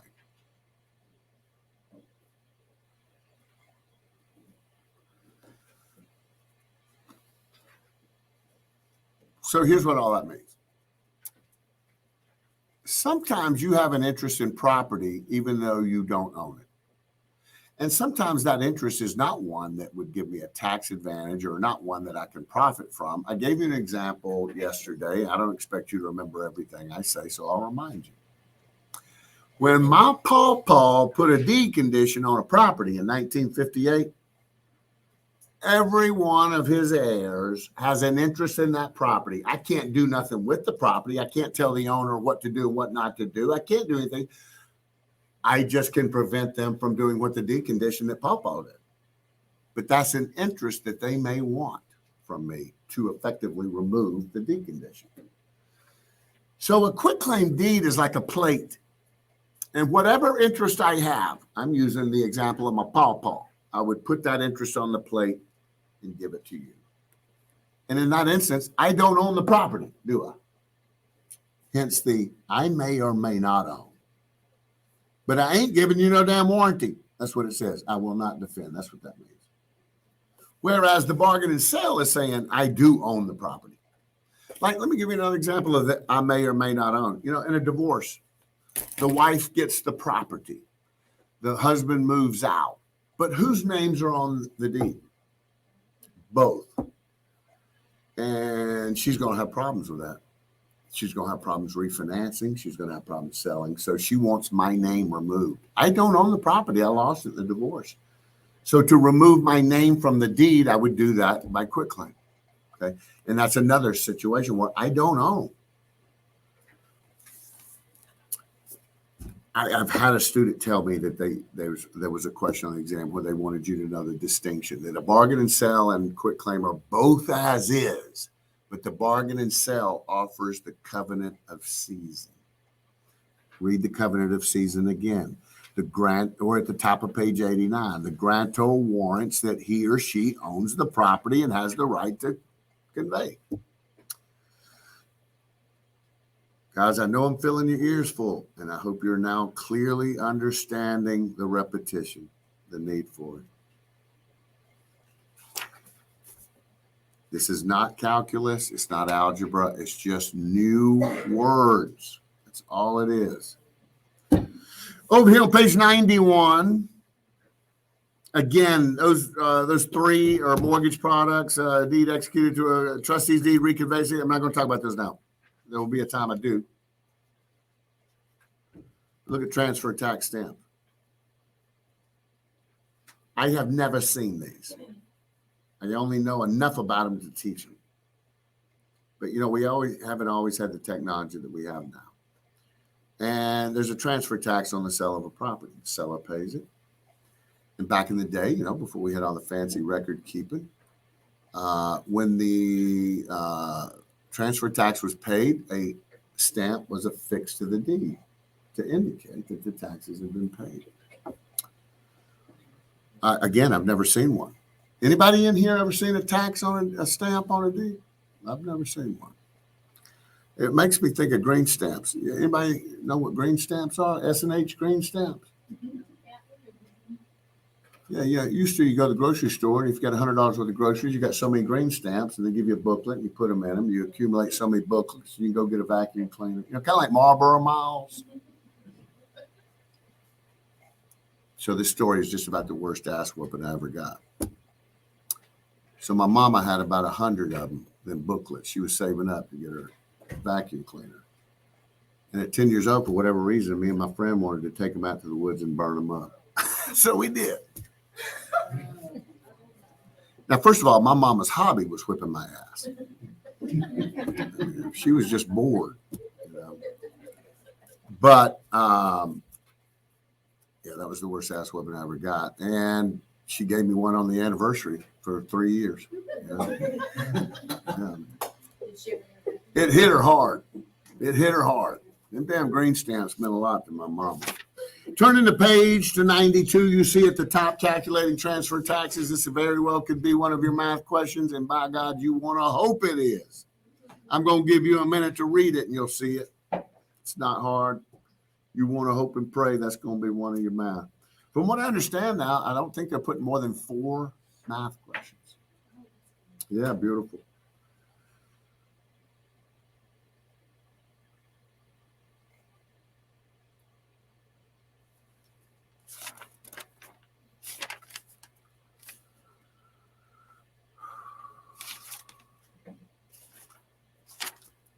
Okay, bottom of the page, involuntary alienation. So we've talked about ways you can voluntarily alienate your property. Now we're going to talk about how you can involuntary. So over here on page 93,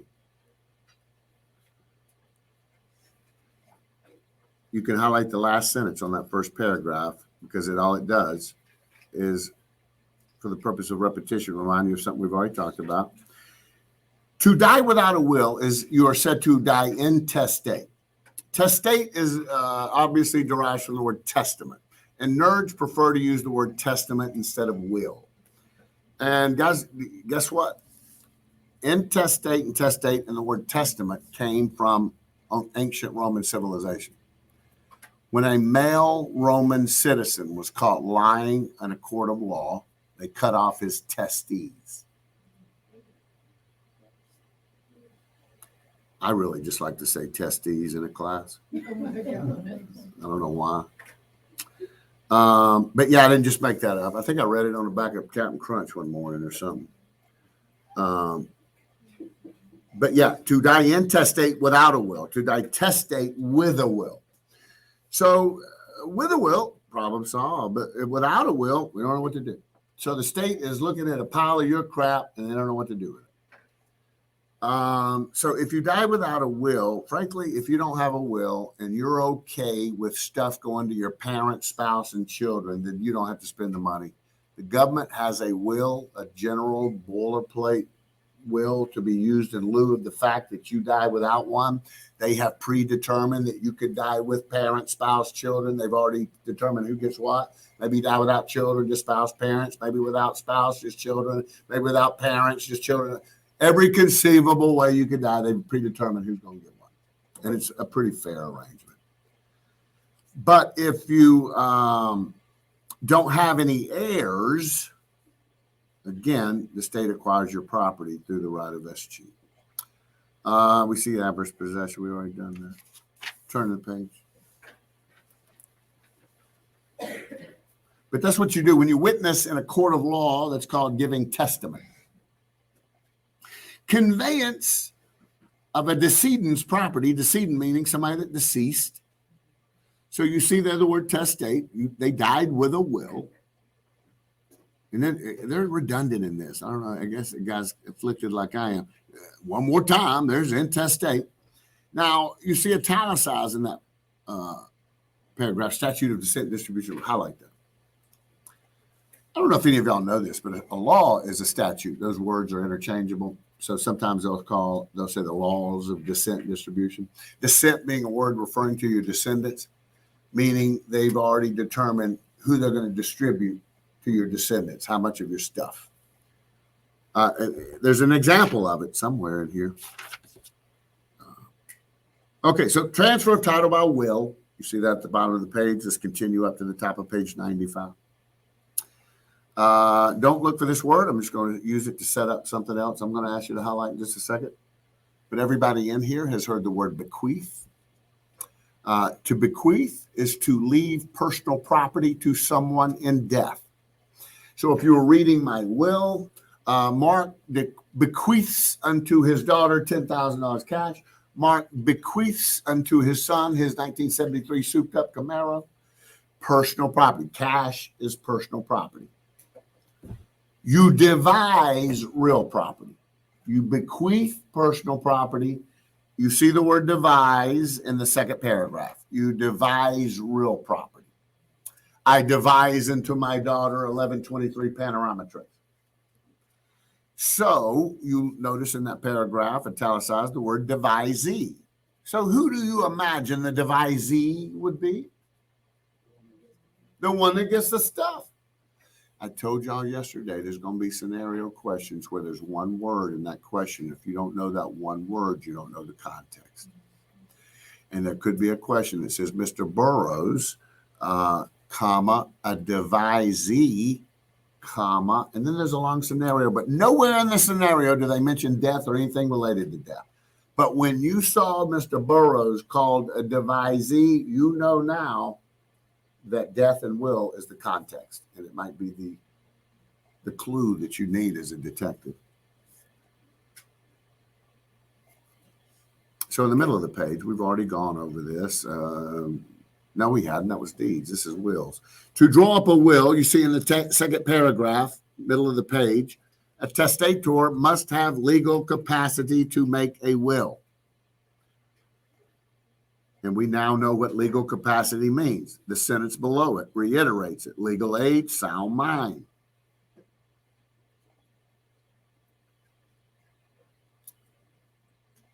Notice you do not see where the person receiving property in the will has to be legal capacity. That way I can leave my 4-year-old nephew stuff, you know? So the person gets it. Look, 2 paragraphs down, you see an italicized word, codicil, C-O-D-I-C-I-L. It's italicized. Codicil. It's the next to last paragraph to the bottom of the page 95. Codicil. Codicil is never going to be the right answer, but it'll be thrown around as a wrong answer choice. A codicil is an amended will. An amended will. You know, you get in arguments with folks, you start crossing names out. Your daughter has a baby, you add a name. Above that paragraph, you see two italicized words, holographic and non-cupative. Those are never going to be the right answer to a question, but on any will-related question, they'll be offered as wrong answer choices. You see a holographic will is a handwritten will, and a non-cupative will is an oral will. And an oral will is sometimes called a deathbed will. Again, those are not going to be right answers, but they'll be thrown around as wrong answer choices. So I promised you a little brief explanation. So on page 96, this, for classroom purposes, in the middle of the page is an example of the laws of descent and distribution. You can eyeball it outside of class. It might be interesting to you. But the second half of the page, probate, you can go ahead and highlight that first paragraph. Hopefully you know that the word judicial is the word that describes America's court system. So probate is a formal judicial process. But it's important that you know that probate would take place in the county in which the decedent last resided, but then keep going. You also have to probate where every property is located. So if I'm a wealthy landowner, my probate could last a long time because you've got to probate in this county, that county, this county, that county, this county. So yeah, I want you to know that probate would take place in the county in which they last resided and then any other counties. Over here on page, oh, we're done. Now we got our 15 minutes, but it is break time. So this is what we're going to do, guys. We're going to skip the 15 minutes on 6 and 7 because you're at a break now. You got 4 days. I imagine you're going to do some studying. You can do those. We can get a half hour out a little earlier. So let's take a 12-minute break. Let's do a 12er. I got 12:02. Let's do 12:15 because that 12:02 is about to change. 12:15. I should have you out of here by 1.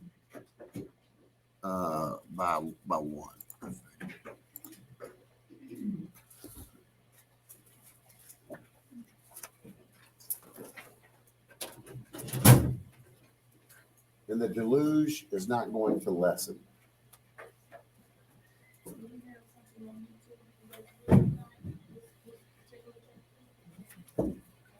Well, first of all, you remember this. All you have to do is go to the search bar and just type in units. That's the most popular book in America, so there's a ton of stuff out of this book. Okay.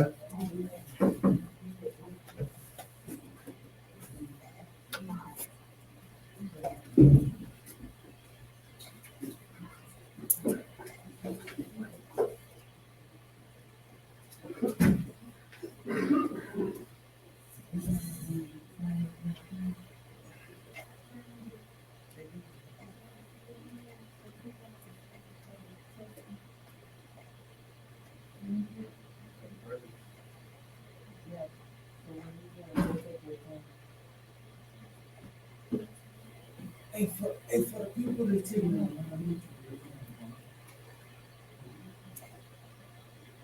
you still have to go to the test site. Did you have to sign? Did you have to sign up for this? Actually, y'all can sit. Oh,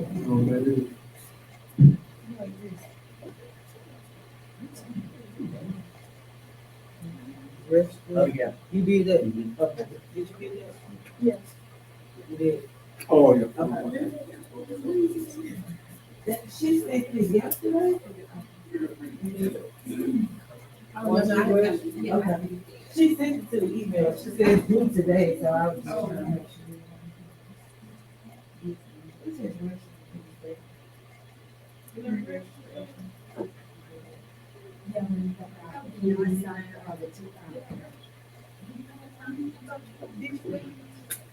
I think she automatically gets once we put the. It's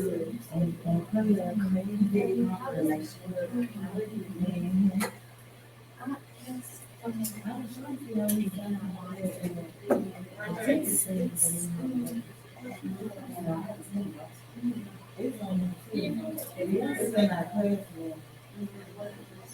No, I didn't get it.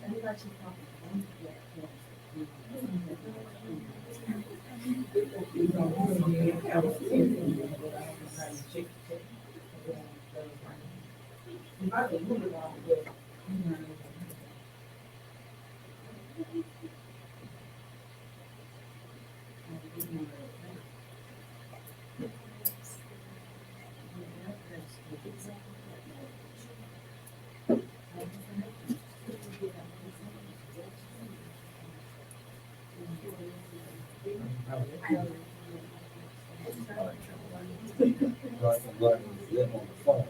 Yeah, I mean, it's so small. So, I got a smart TV, so now you just have to remove that, so I don't need to get all the extra. Yeah. But it's gonna be like big enough where I can just read it and stuff instead of having to do it on a small phone. That's makes it much easier. You said you don't have a computer. The computer I got is an old Acer, it's the one that I had. And stuff, so I haven't re-hooked it up since I moved back up. And I'm not gonna use that, it's very, but still, probably not gonna buy it. So I'm still buying new. I think they make, if you want a big screen, they make like little, they're like boxes, and they're not too expensive. I think it's called Intel Mute, and you see it. I think back in the nineties, they had those real TVs. Yeah, so it's like $150, just your bare minimum, and that way you can plug it into the TV or monitor, and then, use USB mouse and keyboard. Yeah, that's what I mean. Yeah. They got that, office TV. Right. Let's see if they got it. Yeah.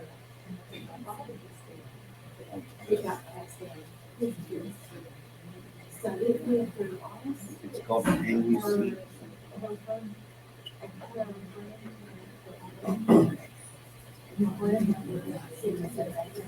So, all of them,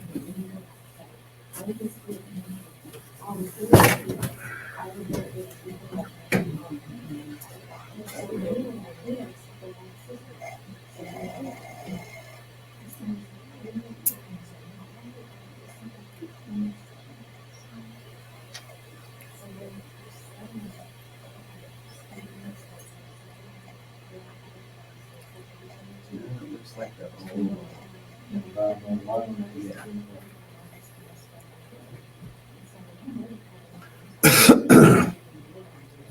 Actually, I'm thinking I have one. I'm just figuring out I have one in my house that I don't use. I'd be willing to sell it to you.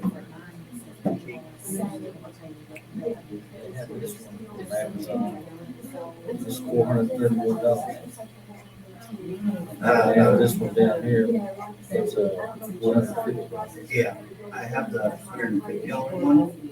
I don't know. When we were doing a renovation on the house, our AV guy put it in there to, I don't know.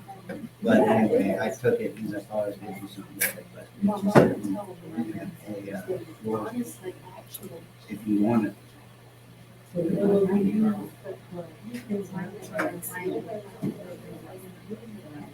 It hasn't really been easy. Still good, FTV, everything goes through television. I don't even know what happened to FTV. It's been run away, so. But that's when I look at this, it's exactly what it is. You look at everything, you get smart television. Well, I have one if you want it.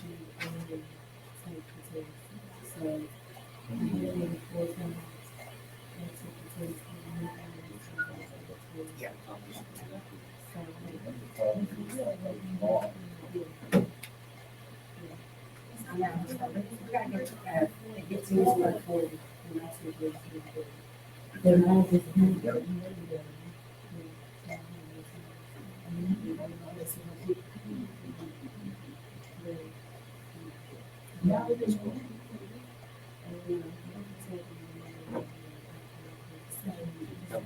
Yes, sir.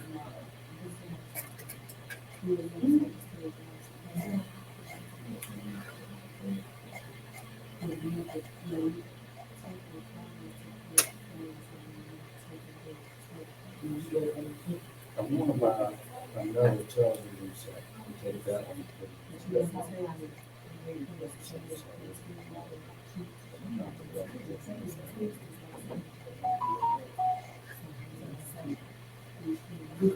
That's great.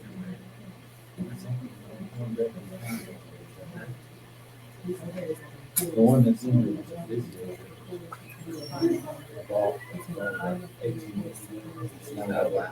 Aging on the sides. But yeah. Well, if you, because I want to get a 60 inch, basically to put in my office and have all my stuff going.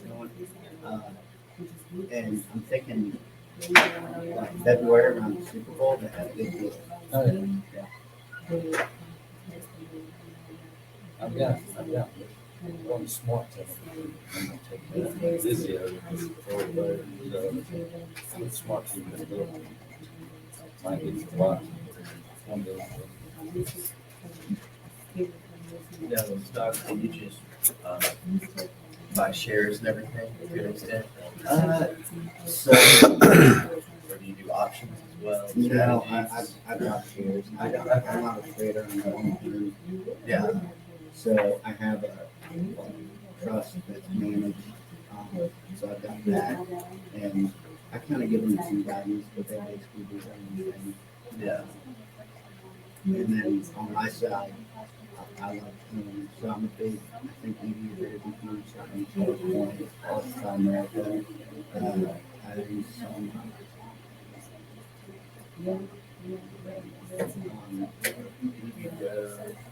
I don't know EVgo. I like it. I bought some Paramounts with my top end. Southwest, JetBlue, one share of Uber, and then this one company that's just crashed called Delta. It's kind of interesting. Instead of you paying for working, their chargers are like digital ads, and so they charge companies for ad space. Yeah. How much revenue or I wouldn't say they're technically profitable. I mean, that stock hasn't done well. But you said long term, so you don't look at the short term. I mean, I've owned like Microsoft. I was born in 1996, and I think it's my dad that bought it, and Microsoft since 1998. Yeah, yeah.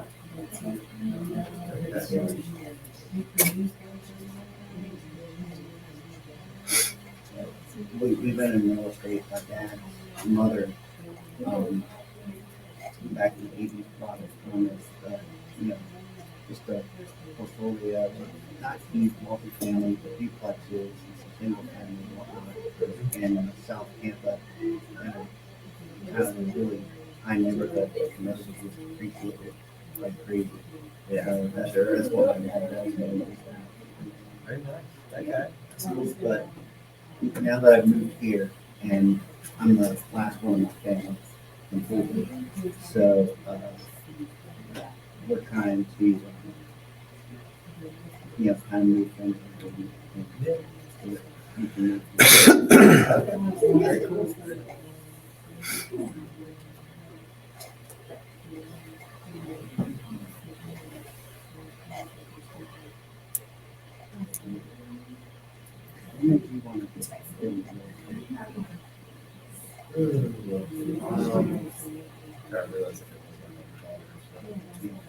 I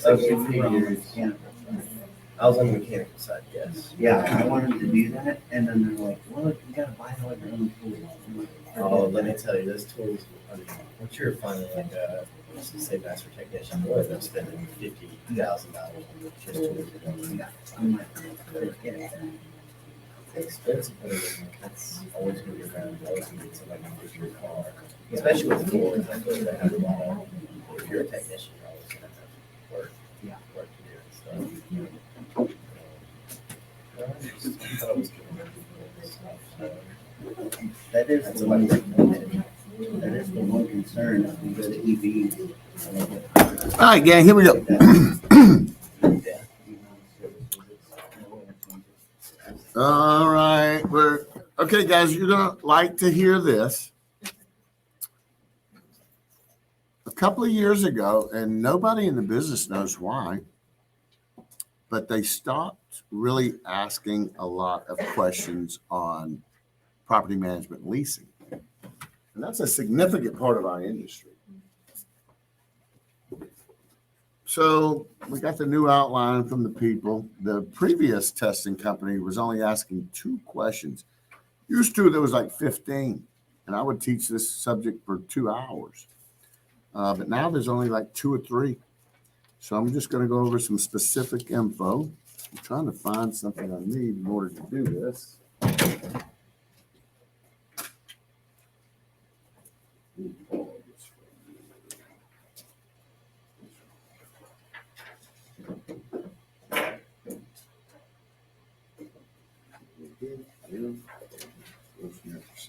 That's it.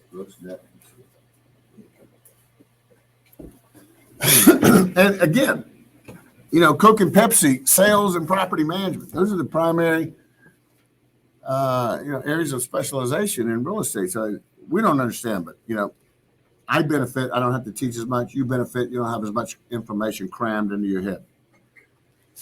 So let me find the. Oh wait, wrong subject, Mark. God almighty. Let me pause. I thought this was leases. It's not. It's title records. Okay. So on page 104, we've been talking about it, right? This is just an extension, frankly, of the previous chapter. You see public records at the top, a definition of what public records is and what it contains. And then you see in the middle of the page, notice the government wants you to tell the public that you now own a piece of property. Because the more notice we give the world, the less room there is for fraud, right? If I don't record a deed, then that makes the potential for a fraudulent forged deed to come about, be recorded, and now I got to defend. I got to prove.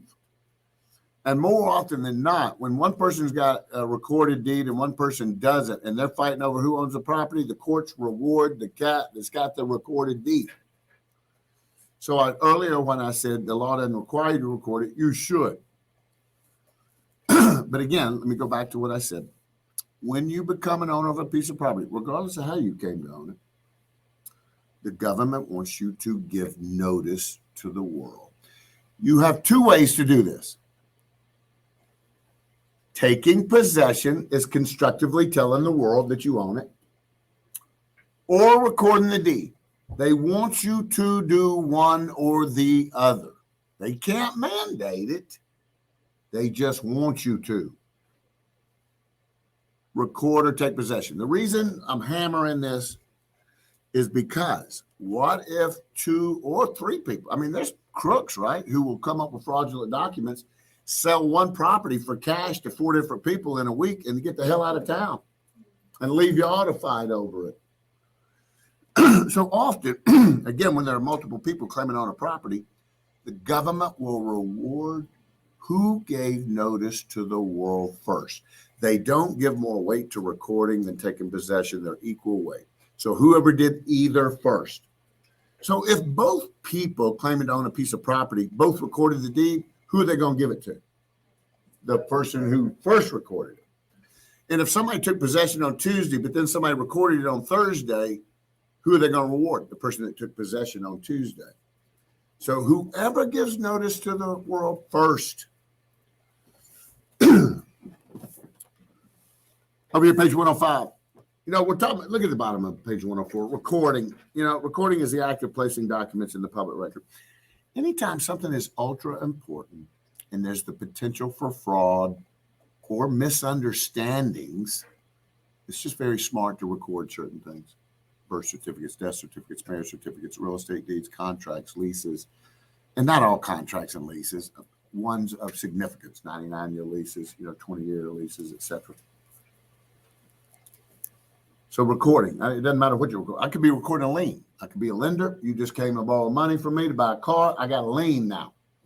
It's in my best interest to haul butt to the courthouse and record the lien. Do I have to record the lien? No. But if I, as a lien holder, want some assurances that I can get my foot in the door and sue you or pursue you, then I do.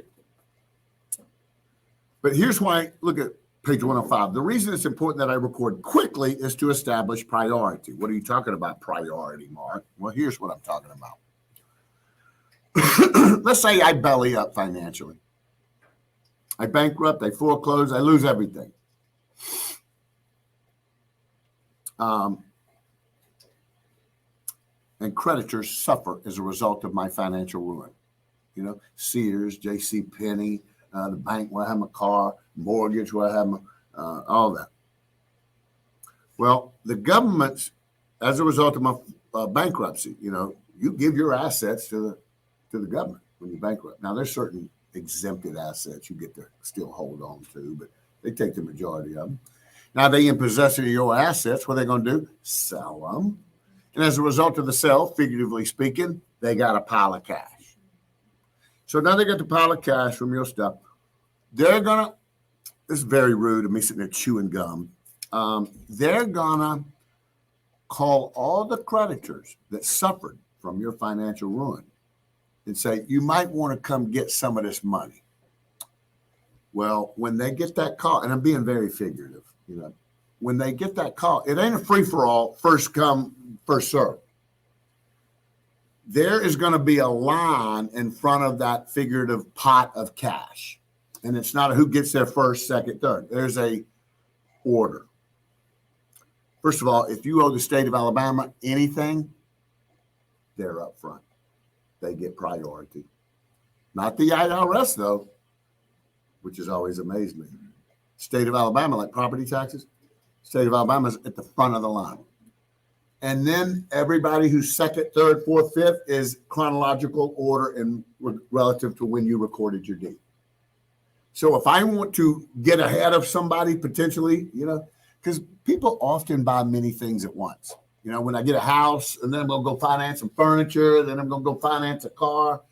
Well, damn, that's 3 liens that just came about at the same time. If I haul butt to the courthouse, I can get in front of those other 2, So for whatever reason, it's redundant. They talk about the recording, the importance of recording and priority. Recording and priority. I want to establish my place in line. That's priority. That's what they mean.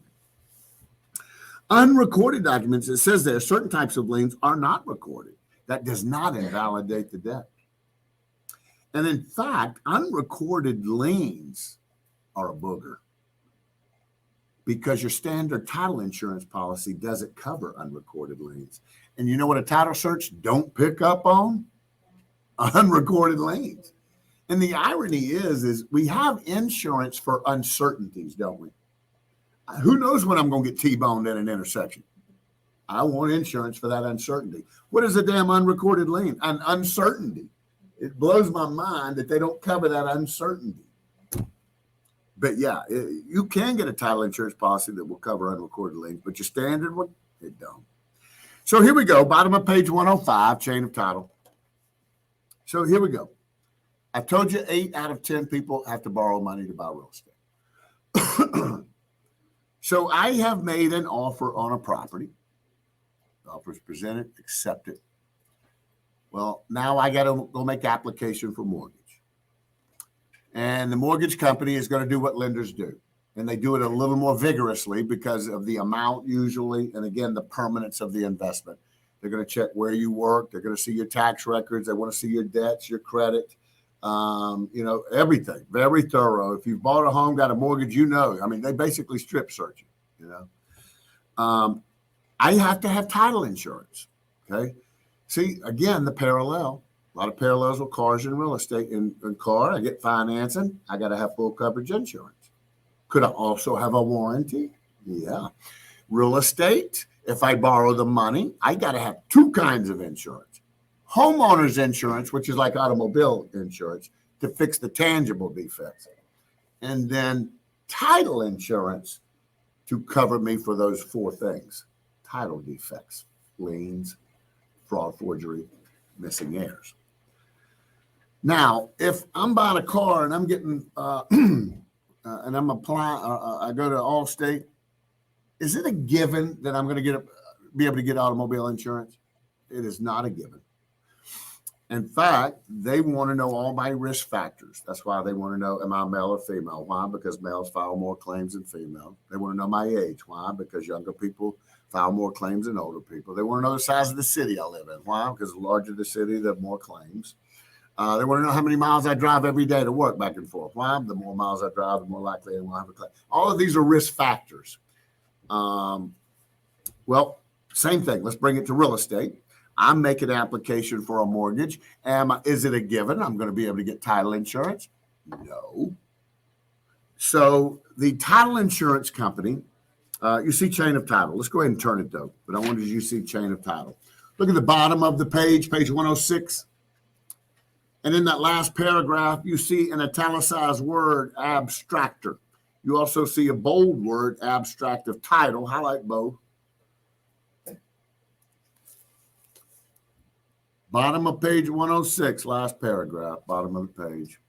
Highlight abstractor and abstract of title. So I made the application for the mortgage. The title insurance company has an abstractor. That's a person. Their job is to do the research on the property. And they're going to go to the courthouse records, figuratively speaking. Most title insurance companies have their own title plants now, but nevertheless, they're going to go and they're going to put together a chain of title. They're going to go as far back into the records of recorded history on this property. And that's more than likely when a home was built at first. And they're going to begin to put the first recorded history of the property, and then they're going to put together a chain of title. Maybe Mary Robertson owned it from 1960 to 1965. She was the grantee in 1960, and she was the grantor in 1965. And Ken Nevins was the grantee. Ken owned it for 8 years, and then 8 years later, Ken's the grantor, and Billy Squire is the grantee. And Billy owns it for 3 years, and then he's the grantor, and then Sissy Hallmark is the, you see where I'm going with this? So as I'm putting together the chain of title, I noticed there's a missing link between 1982 and 1987. Well, guess what happens to this title insurance process? It comes to a dead damn stop. If there is a missing link in the chain, they will attempt to find the missing link. If they can't find the missing link, they are not going to issue a policy, period. Meaning you ain't going to be able to get a loan. And another thing that'll cause it, if Mary Smith is the grantor in 1992, but Mary Brown is the grantee, and Mary Brown is the grantor 5 years later. Now, we and you had that married conversation a minute ago.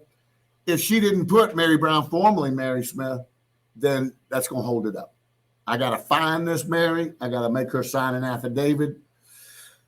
And now I can continue. But yeah, we got to have a chain of title. And they also, figuratively speaking, like a car mechanic, they get in there in the probate and then with a flashlight, they look for any liens. And if they like what they see, they put together an abstract of title. This is a summary report of what the title search found in the public records. The person doing the work, the abstractor. Over here on page 107. When a property is said to have marketable title, that means it checks out from a title insurance standpoint. Marketable don't mean it's a good looking house and in good repair. I could have the best looking home in my town. It looks like Better Homes and Gardens outside and inside. But if I got drunk and barreled into the state fair crowd and hurt about 5 people and killed about 3 people, and I've gotten sued and I got about $10 million worth of judgments against me, guess what I'm not going to be able to do? Sell my damn house. Because the liens have to be satisfied in order for the property to be marketable. Because I don't want to buy a property and then become responsible for $10 million worth of liens. Makes sense?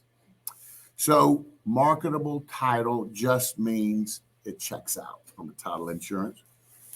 You can sell it. Again, moving down the page. Proof of ownership. Highlight the second sentence. A deed by itself is not considered sufficient evidence of ownership. You know, again, guys, sometimes when you're in this, your thinking gets too complex. What would be a simple reason behind that? Fraud, forgery. So yeah, in fact, there'll probably be 2 questions saying, if this is this a guarantee? No, the old saying, there are no guarantees in life. That's why we have warranties. That's why we have insurance. That's why we have all of these.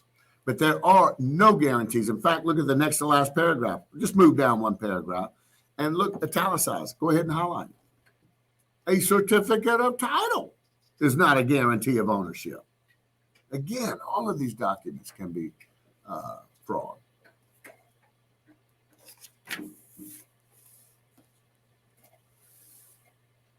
Now, check this out. If I check it out, I get title insurance. And I'm not through talking about title insurance, but I want to stop and back up a little bit. I talked about warranty deeds. You understood me. So let's say I bought a property a number of years ago and I got a general warranty deed from the gal that sold it to me. And now I get this letter from Cauliflower Mortgage saying I owe them $47,000. I call the woman up. Luckily, I still had a piece of paper somewhere in a file with her name and number on it. And I call her up. I say, hey, you remember you gave me a general warranty deed? I'm not completely sure if you understand what that means. Because I just got a done from Cauliflower Mortgage for $47,000. I hope you got $47,000. She says, I don't, but I have a raging meth habit. The point is, just because an academic book says somebody's going to give me warranty, don't mean it's going to happen. If I sued you and won a judgment for $100 million, am I going to ever get $100 million from you? So it looks good on paper, but ain't nothing going to happen. So honest to goodness, y'all, a warranty deed is really a formality. You're never, ever going to realistically recover from the person that gave you the warranty deed. Where are you going to recover? Title insurance. I'll parallel it to cars. You know, you hit me, you T-bone me in an intersection. How come we can't handle it like grown folks? Why do we got to have automobile insurance, you know? Because you might be disagreeable to whose fault it was. Or you might not have the ability, even if you admit it's your fault. So insurance. So let's parallel that to the warranty deed. It's a formality. You know, it makes people feel good. But the title insurance is where I'm going to seek help. But guys, look at the bottom of page 108, the very last sentence. It's a 5-word sentence highlighted. This right is called subrogation. Anybody in here in the insurance industry? or ever been in? Subrogation is a concept in insurance. Now, you know what insurance companies hate to do? Write damn checks. And they will fight and look for every reason they don't have to. And if they have to write a check, they're immediately going to turn around and sue somebody. If I get rear-ended in my car, my luck, they ain't got no damn insurance. I do. My insurance is going to fix my car. But right after my insurance cuts me a check, they're going to turn around and sue somebody to get it back. Who are they going to sue? The dude that hit me. So when my title insurance policy kicks in, got to pay out $47K, they're going to turn around to sue somebody to get it back. Think logically, think simple. Who are they going to sue? The person that gave me the warranty deed. Because they made a damn promise. The only problem is I ain't the one that's got to worry about it. It's just the title insurance company's got to worry about getting it back. Maybe they will, maybe they won't. But just understand that is subrogation is a concept in all of insurance. They're going to turn around to sue to recover. Subrogation is basically this. When I get an automobile insurance policy, I waive the right to pursue the person that hit me in court. I agree to accept your payout. They assume the right to pursue the person that hit me. That's subrogation. So here we are on page 109, and I'm about to cut you loose. Okay? About to cut you loose. Just like in all insurance, there are boilerplate policies. If you don't know what boilerplate is, you need to know because you hear it a lot in business. It's a generic, basic standard. So title insurance, automobile insurance, all insurance, there are basic policies. Then you can get extended coverages. Same thing in real estate. So you see in the middle of page 109, your standard coverage, your extended coverage. You see bullets, don't worry about them. They ain't going to expect you to know what's covered in a standard policy and an extended. Just understand conceptually. At the bottom of the page, types of policies. Go ahead and highlight owner's policy. It's italicized. And then 2 lines down, go to the middle and highlight lender's policy.